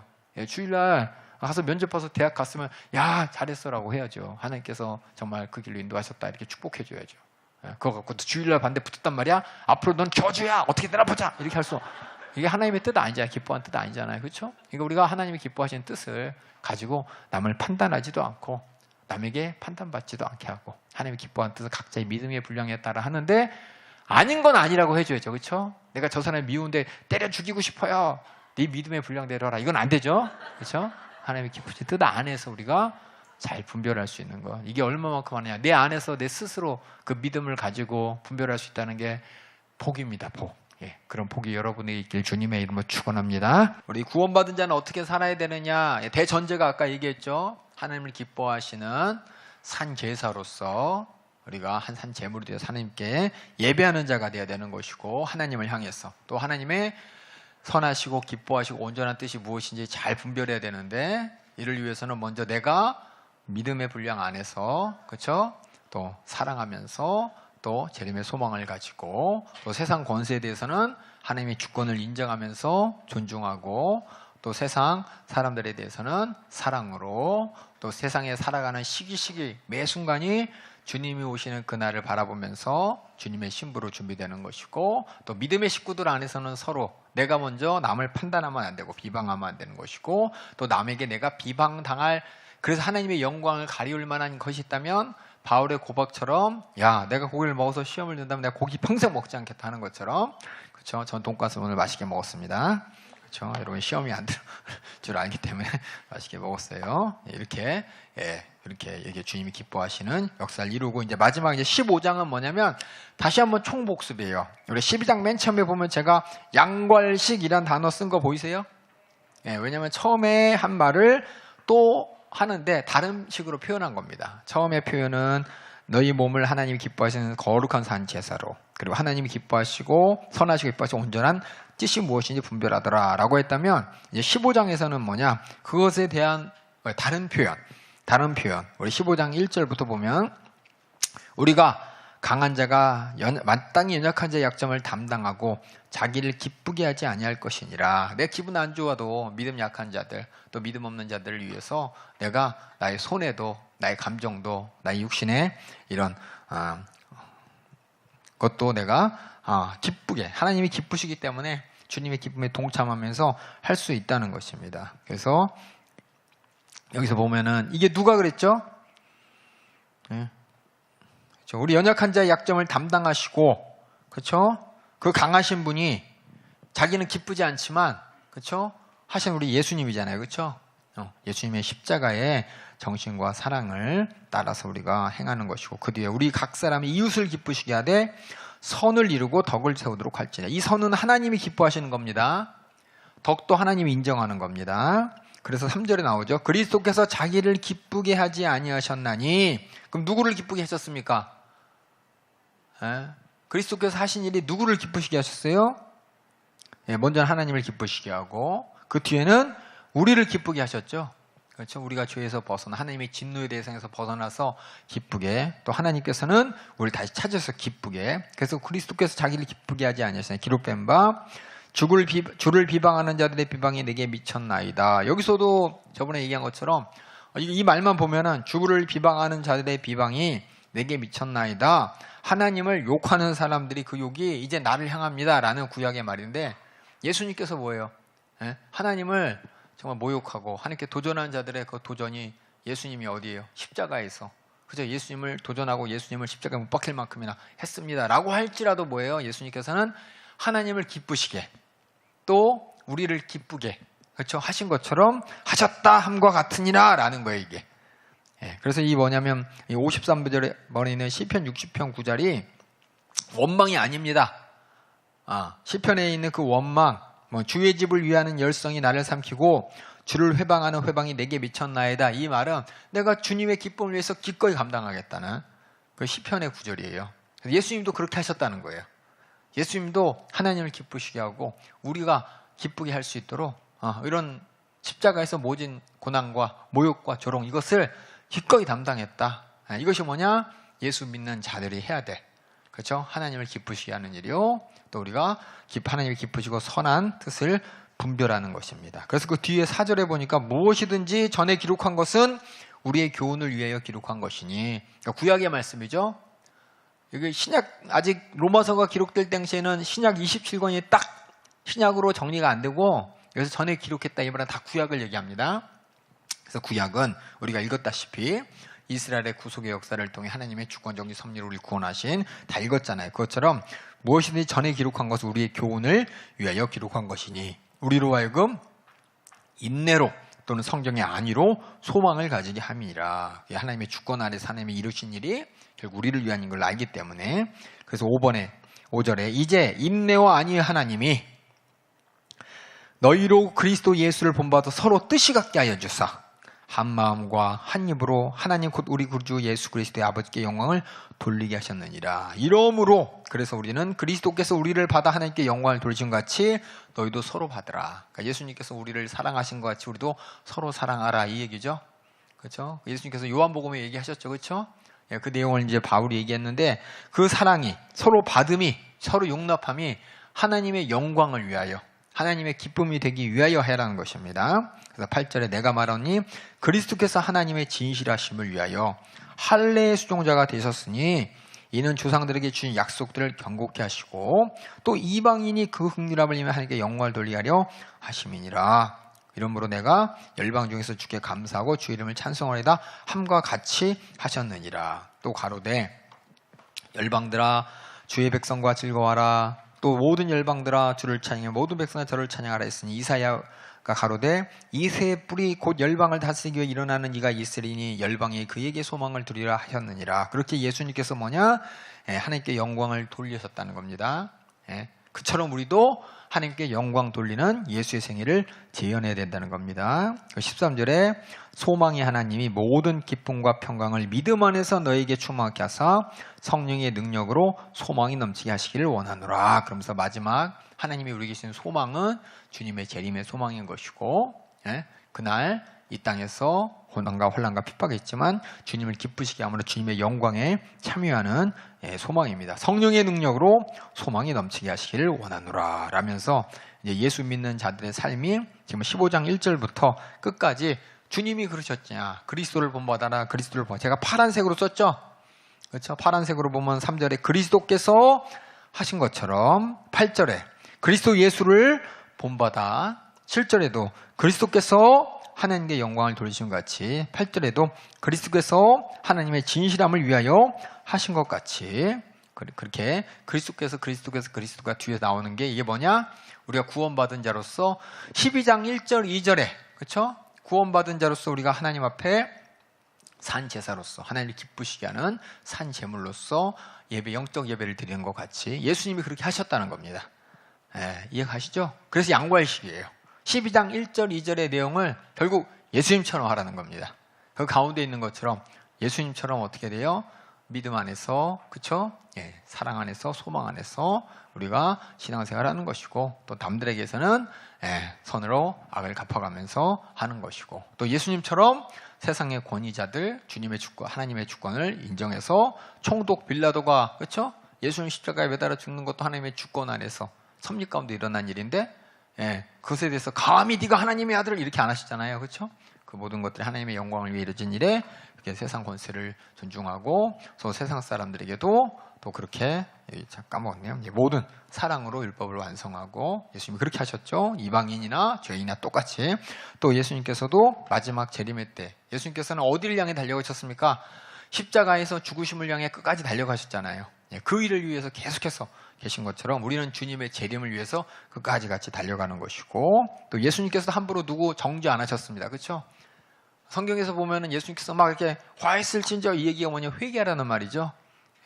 우리가 가만히 생각해 보세요. 남들의 죄를 지적하고 남들의 허물을 지적할 때 그 사람이 정말 회개하는 심정으로 권면한 거냐, 아니면은 그냥 내 의의를 드러내고, 아니면 그 사람을 이겨먹기 위해서 한 것이냐. 우리 이걸 잘 분별한다면은 예수님께서도 죄를 지적하시고 판단하셨지만 그 안에는 뭐냐? 죄를 깨닫기 원하셨던 주님의 심정으로 하셨다는 걸 알면서 비방이 아니라는 겁니다. 또한 예수님도 비판받지 않기 위해서, 그렇죠? 비판받지 않기 위해서, 근데 끝까지 와서 막 생태를 잡죠. 생태를 쓰죠. 그렇죠? 예수님께서 그래서 뭐예요? 율법을 누구보다도 잘 지켰습니다. 그렇죠? 누구보다도 하나님 말씀대로 살으셨어요. 율법을 온전히 다 지키신 분이 예수님이십니다. 근데 제자들이 보세요. 성경에 보면 제자들이 손 안 씻었죠? 제자들이 밀밭을 갈았죠? 그렇죠? 예수님이 그랬다는 얘기 하나도 없어요. 예수님은 철저히 율법을 지키시고 그 사람들이 생각하는 하나님의 뜻대로 사셨습니다. 그래서 예수님 보고, 예수님 왜 당신은, 물론 그렇죠, 죄인들과 함께 있습니까? 그랬을지라도 왜 안식일을 어겼습니까? 왜 율법대로 살지 않았습니까? 라고 따진 사람 한 명도 없었어요. 그 말은 뭐냐? 예수님은 철저하게 하나님 말씀대로 사셨고, 또 우리도 그렇게 하나님의 뜻대로 살았고, 그 말은 뭐냐? 비방받을 만한 짓을 하나도 하지 않았습니다. 억지로 그냥 누명을 씌워서 비방을 한 거지, 예수님께서 비방을 받을 만한 짓을 한 번도 하지 않았어요. 그러니까 예수님이 잡혀갔을 때 사람들이 뭔가 험담거리를 찾으려고 그러는데 찾지 못했다 그랬잖아요. 뭐 얘기는 서로 입이 맞지 않아서 뭐 찾아낼 수가 없었다. 이 말은 예수님께서 공생애 동안에 아무리 그 유대인, 제사장이나 바리새인이나 공의원들이 미워하긴 했지만 하나님 앞에서 허물을 찾으려야 찾을 수 없었다는 얘기입니다. 그처럼 예수님은 비방받지 않는, 누구에게도 비방받지 않도록 이 땅에서 공생애 하셨다는 걸 바라보고, 그렇게 예수님처럼 하나님을 기쁘시게, 하나님의 영광을 위하여 예수님처럼 이웃을 기쁘시게, 예수님처럼 성령의 능력으로 우리도 그리스도를 본받아. 그렇죠? 이게 구원받은 자의 삶이라고 15장 1절부터 13절까지 기록되어 있습니다. 그래서 우리 예수님을 잘 알아야겠죠? 그렇죠? 예수님을 안다고 하는데 진짜 예수님을 얼마만큼 아느냐가 그 사람이 정말 예수님을 본받아 살 수 있는 그 근거를 갖고 있습니다. 그러면 예수님께서 어떤 목적으로 말씀하셨고 어떤 의도로 얘기하셨는지, 그래서 복음서가 그래서 4개예요. 하나가 아니라 4개인 거는 예수님에 대해서 잘 보라는 거예요. 잘. 이 사람이 한 얘기, 저 사람이 설명한 얘기, 마가가 소개한 예수, 마태가 소개한 예수, 누가가 소개한 예수, 요한이 소개한 예수, 다른 예수가 아니라 한 예수인데 그 예수님을 더 잘 알라고 이게 4개로 되어 있으니까 여러분들이 복음서를 읽을 때마다 다른 예수가 아니라 같은 예수님인데 이 사람은 이렇게, 저 사람은 저렇게, 결국은 뭐냐? 이 땅에 오신 예수님이 누구시고 뭐 하셨는지 내 복음서는 똑같이 얘기하고 있습니다. 요한복음에서 오해하는 게 여러 번 얘기했지만, 이제 하나님은 사랑이시다, 예수님은 사랑이시다, 내가 너희를 섬기같이 너희도 서로 섬겨라, 내 뜻은 하나님을 사랑하고 너희 이웃을 사랑하는 것이다, 내가 너희 발 닦아준 것처럼 너희도 서로 사랑하라. 그걸 보면서 그냥 그 사랑이 인본주의적으로 해석이 되는데, 가만히 보면은 요한복음을 들었던 독자들의 안에는 예수로 말미암아 죄사함의 복음이 확실한 사람이었고, 그런 죄사함의 복음을 가지고 그 시대에 예수님 돌아가시고 부활 승천하신 다음에 60년 뒤면 예수님에 대한 그 교회마다 다양하게 예수님에 대해서 이해한 사람들, 설명한 사람들이 있었는데, 그것이 그냥 단순한 말이 아니라 더 깊은 의미를 찾아가는 시간이에요.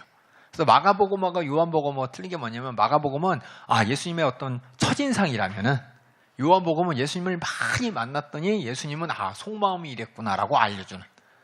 그래서 요한복음에는 뭐 사랑이다, 진리다, 그렇죠? 영생이다, 생명이다 이런 추상적인 단어가 나온 것은 예수님의 속 깊은 것까지 들을 수 있었던 요한복음의 그 독자들, 그 60년 뒤에 어떻게 보면 2세대, 3세대죠, 그렇죠?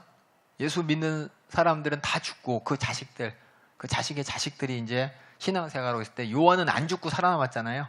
안 죽고 마지막 90세 때 요한복음을 기록한 것은 그 시대 사람들, 그렇죠? 한참 지난 다음에 예수님에 대한 더 깊은 이해가 있는 사람들을 향해서 요한복음이 써졌기 때문에 그 내용 자체도 되게 심오하고 또 추상적이고 어떻게 보면은 상징적인 것이 많이 있다는 걸 여러분 보시면서 그렇게 예수님을 잘 알아야 된다는 겁니다. 그래서 예수님에 대해서 잘 아는 여러분 되길 부탁드리고, 그래서 마가복음 끝나면은 여러분이 한번 누가복음도 읽어보시고 또 마태복음도 읽어보시고 더 나아가 요한복음도 이렇게 순서대로 읽어보시면 좋을 것 같아요. 근데 예수님을 많이 만나지 않은 사람들이 요한복음을 딱 읽으면은 자기 마음대로 해석하는 거죠. 예수님의 사랑이 어떤 사랑이냐? 마태복음, 마가복음, 누가복음을 통해서 나타난 그 예수님을 생상하면서 예수님은 사랑이시다 이렇게 얘기해야 되는데, 예수님의 생애에 대해서 무지한 사람들이 예수님은 사랑이세요, 우리를 사랑하세요, 그러면 어떤 사랑이 내 머리에 막 돌아가요. 동성애자들이 맞아, 예수님도 제자들하고 같이 항상 살았으니까 남자들끼리. 그리고 예수님이 보니까는 마지막 때 보니까 벌거벗고 도망가는 제자가 있었던데 벌거벗고 뭐 했겠어, 동성애에서 제자들이 남자들이 벌거벗고 뭐 했겠어, 그러면서 동성애자들이 그런 거 갖고 이제 또 예수님 오해하는데, 우리는 그렇게 오해하지 마시고 순서를 잘 알아서 예수님을 잘 알아, 예수님을 본받아 하나님을 기쁘시게 또 하나님 앞에 신령과 진정의 예배자가 되길 부탁드리겠습니다. 우리 다시 한번 15장 1절부터 읽어볼게요. 우리 13절까지 읽을 때 여러분이 제가 지금 한 얘기를 잘 기억하시면서 한번 들어보세요. 우리 강한 자가 마땅히 연약한 자의 약점을 담당하고 자기를 기쁘게 하지 아니할 것이라.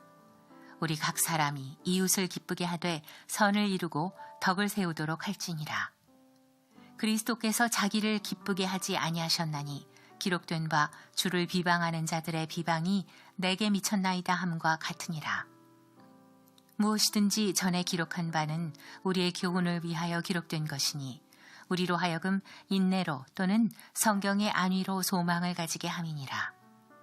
이제 인내와 안위의 하나님이 너희로 그리스도 예수를 본받아 서로 뜻이 같게 하여 주사 한 마음과 한 입으로 하나님 곧 우리 주 예수 그리스도의 아버지께 영광을 돌리게 하려 하노라. 이러므로 그리스도께서 우리를 받아 하나님께 영광을 돌리심과 같이 너희도 서로 받으라. 내가 말하노니 그리스도께서 하나님의 진실하심을 위하여 할례의 수종자가 되셨으니 이는 조상들에게 주신 약속들을 견고케 하시고 이방인으로 그 긍휼하심을 인하여 하나님께 영광을 돌리게 하려 하심이라. 기록된 바 이러므로 내가 열방 중에서 주께 감사하고 주의 이름을 찬송하리로다 함과 같으니라. 또 가로되 열방들아 주의 백성과 함께 즐거워하라 하였으며 또 모든 열방들아 주를 찬양하며 모든 백성들아 저를 찬송하라 하였으며 또 이사야가 가로되 이새의 뿌리 곧 열방을 다스리기 위하여 일어나시는 이가 있으리니 열방이 그에게 소망을 두리라 하였느니라. 소망의 하나님이 모든 기쁨과 평강을 믿음 안에서 너희에게 충만케 하사 성령의 능력으로 소망이 넘치게 하시기를 원하노라. 여기까지 이제 구원받기 위해 어떻게 살아야 되냐까지 이제 끝났고, 본론이 끝나고, 이제 그 다음에 14절부터는 마무리 인사.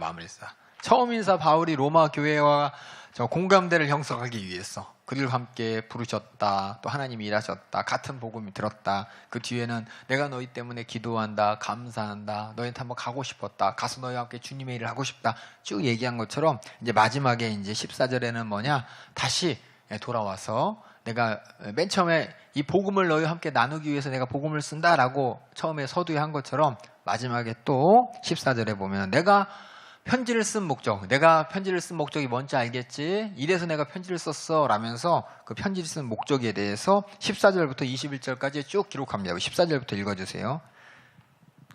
내 형제들아 너희가 스스로 선함이 가득하고 모든 지식이 차서 능히 서로 권하는 자임을 나도 확신하노라. 그러나 내가 너희로 다시 생각나게 하려고 뭘 생각나냐? 너희들이 들었던 복음. 그 복음이 진짜 어떤 의미인지, 그것 때문에 너희 갈등을 하고 있는데 그 복음을 통해 너희 갈등이 해결되길 바라면서 생각나게 하려고. 또 읽어주세요. 하나님께서 내게 주신 은혜를 인하여 더욱 담대히 대강 너희에게 썼노니 이 은혜는 곧 나로 이방인을 위하여 그리스도 예수의 일꾼이 되어 하나님의 복음의 제사장 직분을 하게 하사 이방인을 제물로 드리는 그것이 성령 안에서 거룩하게 되어 받으심직하게 하려 하심이라. 그렇죠. 이 은혜는 나는 유대인이고 유대인 이방인을 위하여 예수 그리스도의 일꾼이 되어. 그래서 결국 뭐냐면 지금 유대인이 그리스도인과 이방인 그리스도의 갈등이 있는데 나 유대인이야. 하지만 나는 이방인들에게 복음을 전했어. 유대인의 사정도 잘 알고 이방인의 사정도 잘 아는. 그래서 내가 너희들의 갈등의 문제를 해결하기 위해서 갈등 가운데 그러니까 갈등의 문제를 잘 이해하고 있다는 뜻입니다. 그렇죠. 난 유대인이야. 또 이방인에게 복음 전한 사람이야.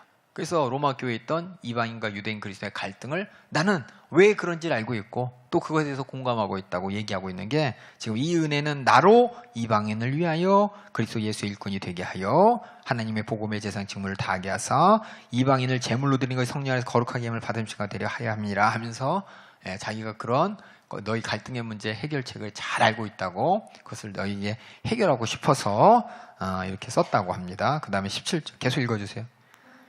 그러므로 내가 그리스도 예수 안에서 하나님의 일에 대하여 자랑하는 것이 있거니와 그리스도께서 이방인들을 순종케 하기 위하여 나로 말미암아 말과 일이며 표적과 기사의 능력이며 성령의 능력으로 역사하신 것 외에는 내가 감히 말하지 아니하노라. 자기의 자랑은 내가 바리새인이다, 내가 가말리엘 문에서 이거 아니라 내가 자랑할 것은 진하게 썼죠. 그리스도께서 나로 말미암아 역사하신 것. 이것만 자랑하는 것밖에 없다라고 얘기해요. 그 다음에 읽어주세요. 이 일로 인하여 내가 예루살렘으로부터 두루 행하여 일루리곤까지 그리스도의 복음을 편만하게 전하였노라. 또 내가 그리스도의 이름을 부르는 곳에는 복음을 전하지 않기로 힘썼노니 이는 남의 터 위에 건축하지 아니하려 함이라. 기록된 바 주의 소식을 받지 못한 자들이 볼 것이요 듣지 못한 자들이 깨달으리라 함과 같으니라. 그래서 로마 교회 성도들에게 어떻게 보면은 자기가 가서 맨 처음 복음 전한 게 아니라 복음은 전해진 곳이고 그곳에서 이제 갈등 문제 해결한 것으로서 그렇죠. 내가 너희에게 복음을 전하지 않은 이유가 설명되어 있죠, 그렇죠? 이미 전해졌기 때문인 것이고 그 다음에 또 그래서 이제 22절에 또 다시 자기의 계획을 얘기합니다. 아까 처음 시작 부분에 얘기했지만 한 번 더 내가 이제 너희와 함께 앞으로 주님의 일을 함께 하고 싶어 라는 계획을 이렇게 편지를 통해 나타냅니다. 22절부터 읽어주세요. 그러므로 또한 내가 너희에게 가려 하던 것이 여러 번 막혔더니 이제는 이 지방에 일할 곳이 없고 또 여러 해 전부터 언제든지 서바나로 갈 때 너희에게 가려는 원이 있었으니. 서바나가 이제 스페인이라는 말이죠. 스페인이란 말이 이제 한국말로 서바나라고 이렇게 중국어로 해서 음역이 이렇게 변경된 겁니다. 그다음 읽어주세요. 가려는 원이 있었으니 이는 지나가는 길에 너희를 보고 먼저 너희와 교제하여 약간의 만족을 받은 후에 너희의 그리로 보내줌을 바람이라. 그러나 이제는 내가 성도를 섬기는 일로 예루살렘에 가노니 이는 마게도냐와 아가야 사람들이 예루살렘 성도 중 가난한 자들을 위하여 기쁘게 얼마를 동정하였습니다. 저희가 기뻐서 하였거니와 또한 저희는 그들에게 빚진 자니 만일 이방인들이 그들의 신령한 것을 나눠 가졌으면 육신의 것으로 그들을 섬기는 것이 마땅하니라. 영적으로만 섬기는 것이 아니라 육적인 것까지 이렇게 확장되고 그것이 마땅하다고 얘기하고 있습니다. 그래서 우선이 뭐냐면 복음이에요. 그렇죠? 복음으로 나눠 가졌기 때문에 내가 육신의 것으로 섬긴다라는 말인데 많은 세상 사람들은 복음 없이 그냥 육신의 것만 섬겨가면서 그것이 하나님의 사랑인지 착각하고 또 그런 경우가 있어요. 그렇죠? 절대로 복음이 전해져야 됩니다. 우리가 선교하는 곳에 또 우리가 물질로 많은 사람을 도와준다고 하는 곳에 그냥 물질만 남는 것이 아니라 복음이 정말 전해져야 됩니다. 그래서 다음 또 읽어주세요. 28절. 그러므로 내가 이 일을 마치고 이 열매를 저희에게 확증한 후에 너희에게를 지나 서바나로 가리라. 내가 너희에게 나갈 때에 그리스도의 충만한 축복을 가지고 갈 줄을 아노라. 형제들아, 내가 우리 주 예수 그리스도로 말미암고 성령의 사랑으로 말미암아 너희를 권하노니 너희 기도에 나와 힘을 같이 하여 나를 위하여 하나님께 빌어 나로 유대에 순종치 아니하는 자들에게서 구원을 받게 하고 또 예루살렘에 대한 나의 섬기는 일을 성도들이 받음직하게 하고 나로 하나님의 뜻을 좇아 기쁨으로 너희에게 나아가 너희와 함께 편히 쉬게 하라. 평강의 하나님께서 너희 모든 사람과 함께 계실지어다. 그래서 바울은 이제 그저 앞으로 로마를 통해서 스페인까지 가고 싶다라는 자신의 계획과 또 현재 자기가 지금 예루살렘으로 가는 중이다.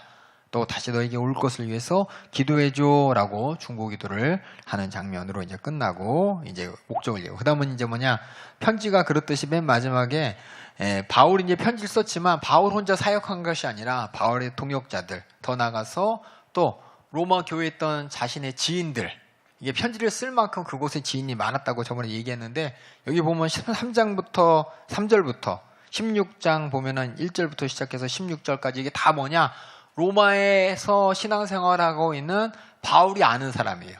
바울은 로마에 직접 가지 않았지만 로마에서 추방된 유대인들 있죠. 유대인 그리스도인이 이게 많이 바울과 함께 마게도냐 지역, 그리스 지역에서 함께 만났고 복음을 나눴고 함께 사역도 했기 때문에 이렇게 수많은 사람이 있었다. 그래서 로마에 한 번도 가보진 않았지만 편지를 쓸 수 있는 애정이 있었고 어떻게 보면 이렇게 계획을 세울 수 있었던 것 같아요. 우리 16장 1절부터 16절까지 한번 쭉 어떤 사람들 쭉 있었는지 함께 로마 교회에 바울이 인사하고 싶은 알고 싶은 사람들 쭉 한번 읽어주세요. 내가 갱그리아 교회의 일꾼으로 있는 우리 자매 베베를 너희에게 천거하노니 너희가 주 안에서 성도들의 합당한 예절로 그를 영접하고 무엇이든지 그에게 소용되는 바를 도와줄지니 이는 그가 여러 사람과 나의 보호자가 되었음이니라. 이렇게 청구하면서 이 사람 좀 부탁해 할 만큼 부탁할 만한 사람들이 많이 있었다는 겁니다. 읽어주세요. 너희가 그리스도 예수 안에서 나의 동역자들인 브리스가와 아굴라에게 문안하라. 저희는 내 목숨을 위하여 자기의 목이라도 내어놓았나니 나뿐 아니라 이방인의 모든 교회도 저희에게 감사하느니라. 또 저의 교회에게도 문안하라. 나의 사랑하는 에베네도에게 문안하라. 저는 아시아에서 그리스도께 처음 익은 열매니라. 너희를 위하여 많이 수고한 마리아에게 문안하라. 내 친척이요 나와 함께 갇혔던 안드로니고와 유니아에게 문안하라. 저희는 사도에게 유명히 여김을 받고 또한 나보다 먼저 그리스도 안에 있는 자라. 이 사람은 사도들이 인정할 만큼 그리스도의 복음에 확실한 사람이고 그리스도의 복음을 전한 하나님의 일을 한 사람이라고 또 알고 있습니다. 그리고 사도 말고도 그러니까 초대교회에 많은 사람이 예수 그리스도의 복음을 온전히 전하고 있었습니다. 그렇죠? 로마까지 전해지고 그래서 우리가 사도들만 기억하는데 사도 외에도 수많은 정말 예수 그리스도의 복음을 전했던 사람들이 있었다는 걸 여러분이 꼭 기억해 주시기 바랍니다. 그 다음에 읽어주세요. 또 주 안에서 내 사랑하는 암블리아에게 문안하라. 그리스도 안에서 우리의 동역자인 우르바노와 나의 사랑하는 스타구에게 문안하라. 그리스도 안에서 인정함을 받은 아벨레에게 문안하라. 아리스토블로의 권속에게 문안하라.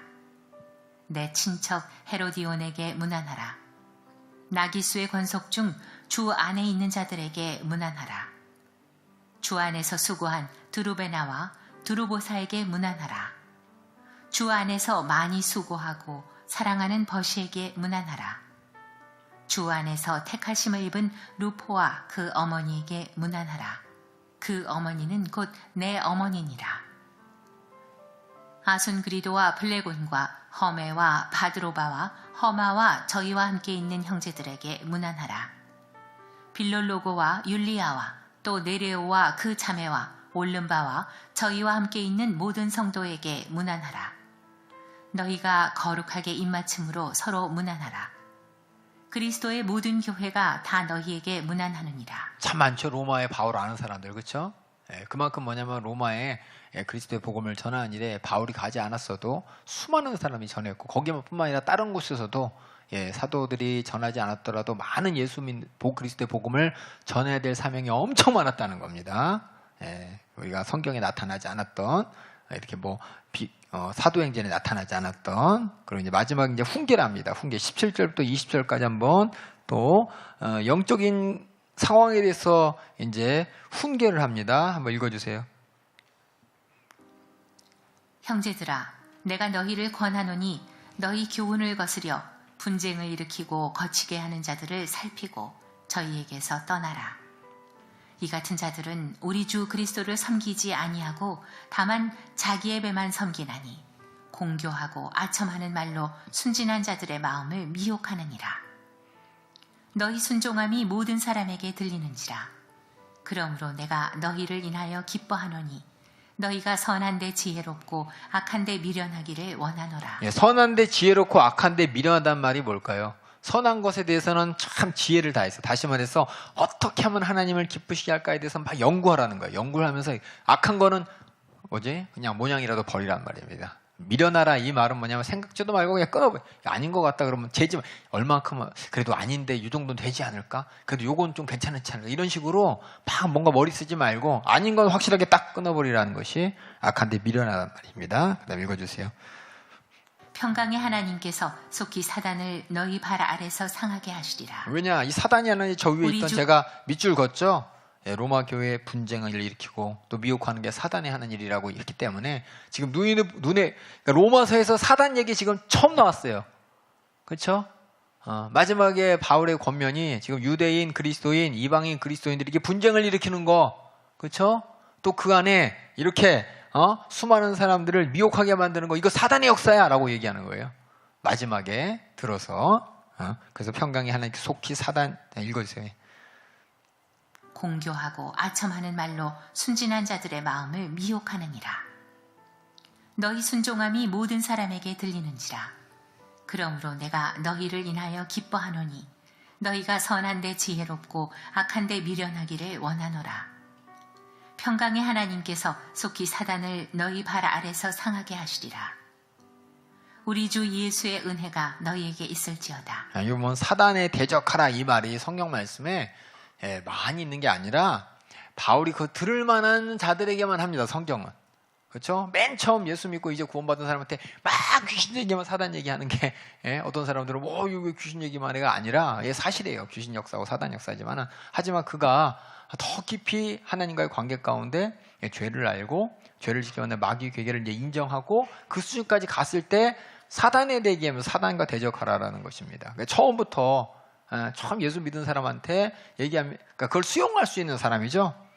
믿음의 분량이 되는 사람들한테 얘기합니다. 그래서 여기 보면 이제 사단을 대적하라, 마귀와 대적하라고 써 있는 게 베드로전서, 야고보서, 데살로니가 후서, 에베소서예요. 예를 들어서 이제 빌립보서 또 어디예요? 또 골로새서 이런 데 안 써 있어요. 그렇죠? 그럼 어디는 쓰고 안 쓰고 뭐야? 그게 뭐냐면 그런 내용을 수용할 만한 믿음이 된 곳이기 때문에 그렇습니다. 그래서 베드로전서는 뭐냐?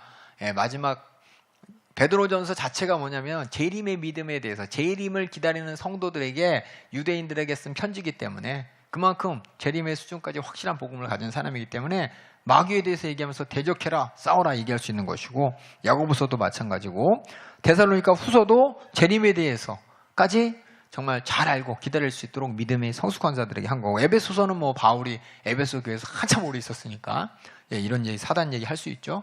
그것처럼 로마 교회에게 이제 맨 마지막에 이렇게 한 것도 앞에 이제 자기와 관계 있고 자기의 복음을 많이 들었던 사람들이 많이 있었기 때문에 이런 얘기를 할 수 있었다는 걸 여러분 보시면서 어느 서신서에서는 사단에 대한 얘기 없어요.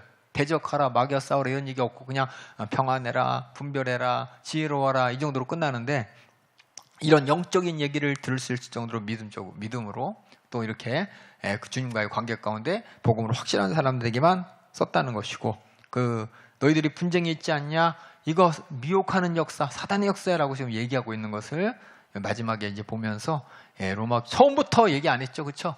처음부터 그냥 대놓고 이 사단이 너희를 미혹하게 하고 분쟁을 일으키니 사단과 대적해야 돼 그러면서 시작한 게 아니라, 그렇죠? 천천히 설명하면서 이게 이제 지혜롭게 그들 수준에 맞춰서 하나님의 복음을 전한 것이니까 우리도 이런 지혜가 있어야 되고 또 그런 지혜로 우리 맡겨진 성도들을 또 함께 신앙생활에 승리하길 바라겠습니다. 마지막 훈계가 이렇게 마지막 훈계는 영적인, 그렇죠?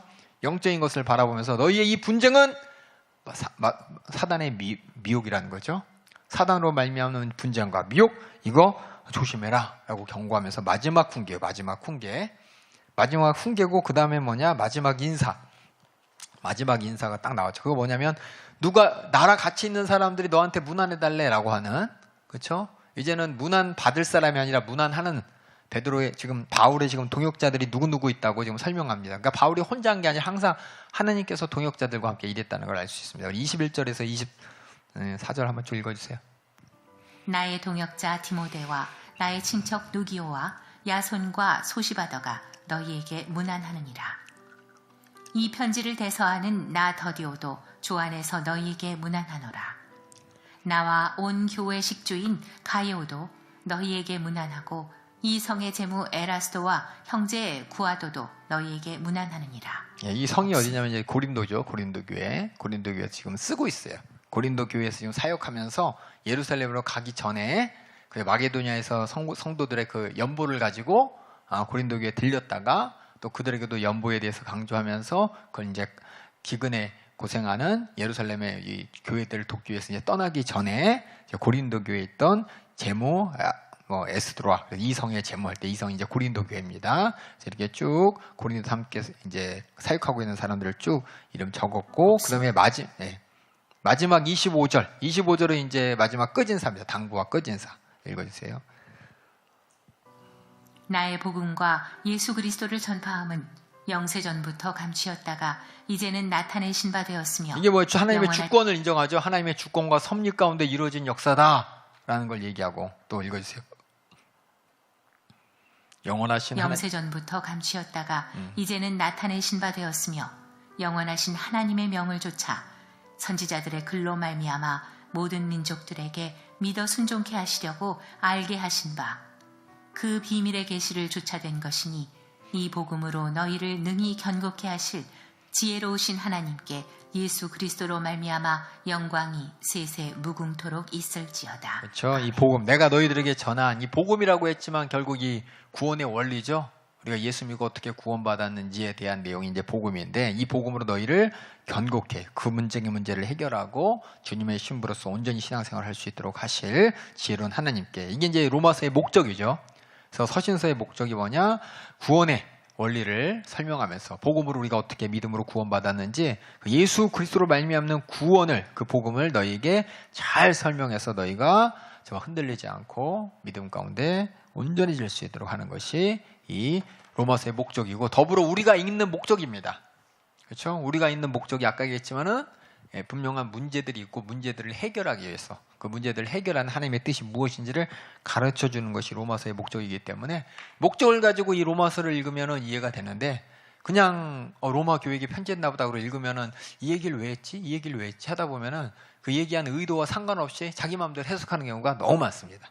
분명한 목적을 가지고 썼는데 그 목적과 다른 목적으로 내가 해석한다면은 하나님 말씀을 오해하게 만드는 이런 문제거리가 걱정거리가 됩니다. 그래서 여러분들이 서신서를, 제가 이제 여러 번 얘기하지만 성경을 읽을 때는 항상 배경이 중요해요. 그 배경을 알려면은 한 문장, 한 절을 갖고 아는 게 아니라 앞뒤 상황을 파악을 하셔야 돼. 앞뒤 상황이 파악 안 되면 그 골로새서면 골로새 교회의 상황을 파악하고, 에베소는 에베소 교회의 상황을 파악하는 거예요. 전체를 보면서 파악할 수가 있죠. 그렇죠? 누가 어떻게 했는지 잘 모르겠는데 근데 내용을 보면 파악할 수 있어요. 그렇죠? 우리가 위문 편지 쓰잖아요. 그렇죠? 우리 요새는 안 쓰는데 옛날에 국군의 날 이전에 학교에서 써가지고 보내잖아요. 그렇죠? 그럼 내용이 뭐예요? 다 누구한테 보냈는지 모르지만 내용을 보면은 저 군인들한테 국군의 날 돼서 위문 편지 썼구나 알 수 있는 거잖아요. 그처럼 우리가 이제 서신서를 읽을 때 정확하게 상황을 몰라요. 누가 누구에게 어떻게 썼는지 모를지라도 내용을 보면은 어떤 상황인지만 알면은 내용을 이해할 수 있잖아요. 그렇죠? 그리고 상황을 알 수 있는 여러 가지 힌트들이 있잖아요.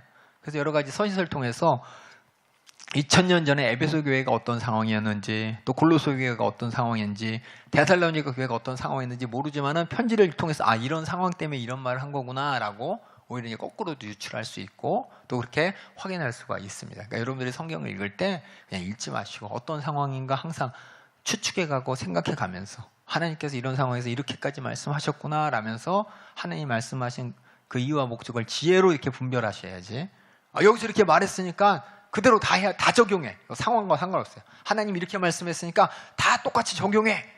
예, 그러면 이제 상황에 맞지 않는 사람들, 믿음에 맞지 않는 사람들은 적용이 될 수가 없는 거죠. 그래서 이게 하나님의 지혜가 필요한 것이고, 그래서 우리가 성령께서 우리에게 지혜를 주시고 분별케 하신다는 말이 무조건 하나님 말씀이 진리냐 가짜냐 이게 아니라 그 말씀을 어떻게 저 사람에게 받아들일 수 있도록, 두 사람이 이해할 수 있도록 내가 설명하는 것이고, 그 상황 가운데 하나님의 선하신 뜻을 발견할 수 있도록 적용할 것인가가 우리가 성경을 읽으면서 찾아야 될 하나님의 지혜입니다. 그래서 이렇게 당부까지 끝났어요. 그렇죠? 당부 끝나고 한 장 넘기시면은 제가 여러 번 얘기했었는데 믿음의 의미에 대해서 한번 나눠보려고 여러분에게. 똑같은 믿음이에요. 그렇죠? 여기 우리 로마서에서도 믿음이라는 얘기가 많이 나오잖아요. 그렇죠? 믿음으로 구원받았다. 근데 전 여기 약속에 대해서 많이 얘기했어요. 그렇죠? 근데 또 믿음에 대해서 얘기할 때, 저 복음서에서 믿음에서 얘기할 때 하나님과의 어떤 관계에 대해서 얘기 많이 하고, 그래서 믿음이라는 단어 자체가 여러 가지 개념이 있어요. 카테고리가 있어요. 그냥 믿음하면 똑같은 믿음이 아니라 그 믿음이란 단어를 왜 사용하고 그 믿음을 통해서 우리가 어디까지 하나님이 원하는 게, 하나님의 뜻이 뭔지를 분별해야 되는데, 이 로마서하고 야고보서에 똑같이 믿음이 나옵니다. 로마서에서는 믿음이 나오는데 뭐라 그러냐? 오직 믿음이라고 해요. 오직 믿음. 그렇죠? 행위가 아니고 믿음이야 라고 전체적으로 지금 유대인, 그리스도인, 이방인, 그리스도인 함께 있을 때, 그렇죠? 특별히 이제 유대인 그리스도인들에게 너희들 행위로 옳게 하려는데, 행위로 하나님 앞에 하나님을 기쁘시게 할 수 없어. 하나님을 기쁘시게 할 수 있는 것은 뭐예요? 믿음이야 라고 하잖아요. 그렇죠? 여기서의 믿음하고 이 믿음은 어떤 믿음입니까? 이렇게 하나님을 기쁘시게 하는 믿음이죠. 하나님을 기쁘시게 하는 우리의 뭐예요? 태도죠. 그렇죠? 내 구원의 은혜에 감사하고, 그렇죠? 하나님의 약속을 붙잡고 하나님이 원하신 바가 무엇인지 깨달아서 하나님께서 내게 원하는 게 회개하는 거구나. 그렇죠? 하나님이 내가 정말 진심으로 하나님 인격적으로 상대하길 원하는구나. 그래서 그 인격적으로 상대하는 것이 하나님과의 주권 앞에 나의 불쌍한 사정을 믿음으로 그 약속을 붙잡고 회개해서 죄사함 받고, 그렇게 하나님을 기쁘시게 하는 걸 하나님이 원하시는구나 라면서 그 믿음을 그렇게 우리가 정의할 수가 있는데, 야고보서에 있는 믿음이 있잖아요. 여기 야고보서에서 뭐예요? 믿음이 다가 아니다. 행함이 있어야 된다. 행함이 없으면 죽은 믿음이다 그랬잖아요. 그 믿음이 있는데 행하지 않으면 죽은 믿음이다 라고 이 믿음에 얘기할 때 여기 보면 이제 나옵니다. 우리 야고보서 2장 14절 26절 보면 제가 한번 읽어볼게요. 형제들아, 만일 사람이 믿음이 있노라 한들아. 그런데 행함이 없으면 그게 무슨 이익이 있겠느냐? 그 믿음이 능히 자기를 구원하겠느냐? 만일 형제들아, 자매가 헐벗고 일용할 양식이 없는데 너희 중에 누구든지 그에게 이르되 평안히 가라, 더욱게 가라, 배부르게 하라 하며 그 몸에 쓸 것을 주지 아니하면 무슨 이익이 있겠느냐? 이와 같이 행함이 없는 믿음은 그 자체가 죽은 것이니라. 혹이 가로되 너는 믿음이 있냐? 나는 행함이 있으니 행함이 없는 네 믿음을 내게 보이라. 나는 행함으로 내 믿음을 내게 보이리라. 네가 하나님 한 분이신 줄을 믿느냐? 맞아, 하나님 한 분이야. 귀신도 그런데 믿어. 이 허탄한 사람아, 행함이 없는 믿음은 이런 믿음이야. 귀신이 믿는 믿음. 귀신도 믿으면 구원 받나요? 똑같은 믿음이지만 귀신이 믿는다는 것은 그냥 하나님 한 분인 걸 지적으로 인정한다는 거잖아요. 그래서 이 믿음이라는 것이 야고보서에서 얘기하는 이 믿음이라는 것은 행함이 수반돼야 돼 라고. 그렇죠? 진짜 믿음은 행함, 다시 말해서 하나님 앞에 기쁘시게 하는, 그렇죠? 이런 확실한 행동이 있어야 돼 라는 것이고, 귀신들이 믿는다. 그 귀신이 믿는 건 뭐예요? 그것도 믿음이라고 우리는 말할 수 있지만 하나님을 기쁘시게 하는 믿음. 귀신이 믿어서 하나님 기쁘시게 하나요? 귀신은 그냥 하나님 한 분인 거 인정한다는 거잖아요. 세상 사람들도, 그렇죠? 신이 있다고 믿는 사람 많아요. 그렇죠? 그 믿음으로 구원받나요? 그거 아니죠. 그 지적인 동의죠. 그러니까 믿음이란 영역이 지적 동의로만이 되는 것이 아니에요. 이것도 믿음이라고 하는데, 우리 하나님이 인정하는 믿음은 지적 동의서가 아니라 플러스 뭐예요? 하나님을 기쁘시게 하는 행위까지 가야지 그걸 믿음이라고 하는 겁니다. 그런데 뭐예요? 로마서에서는 어떤 사람은 행함만 강조해. 뭐가 없냐?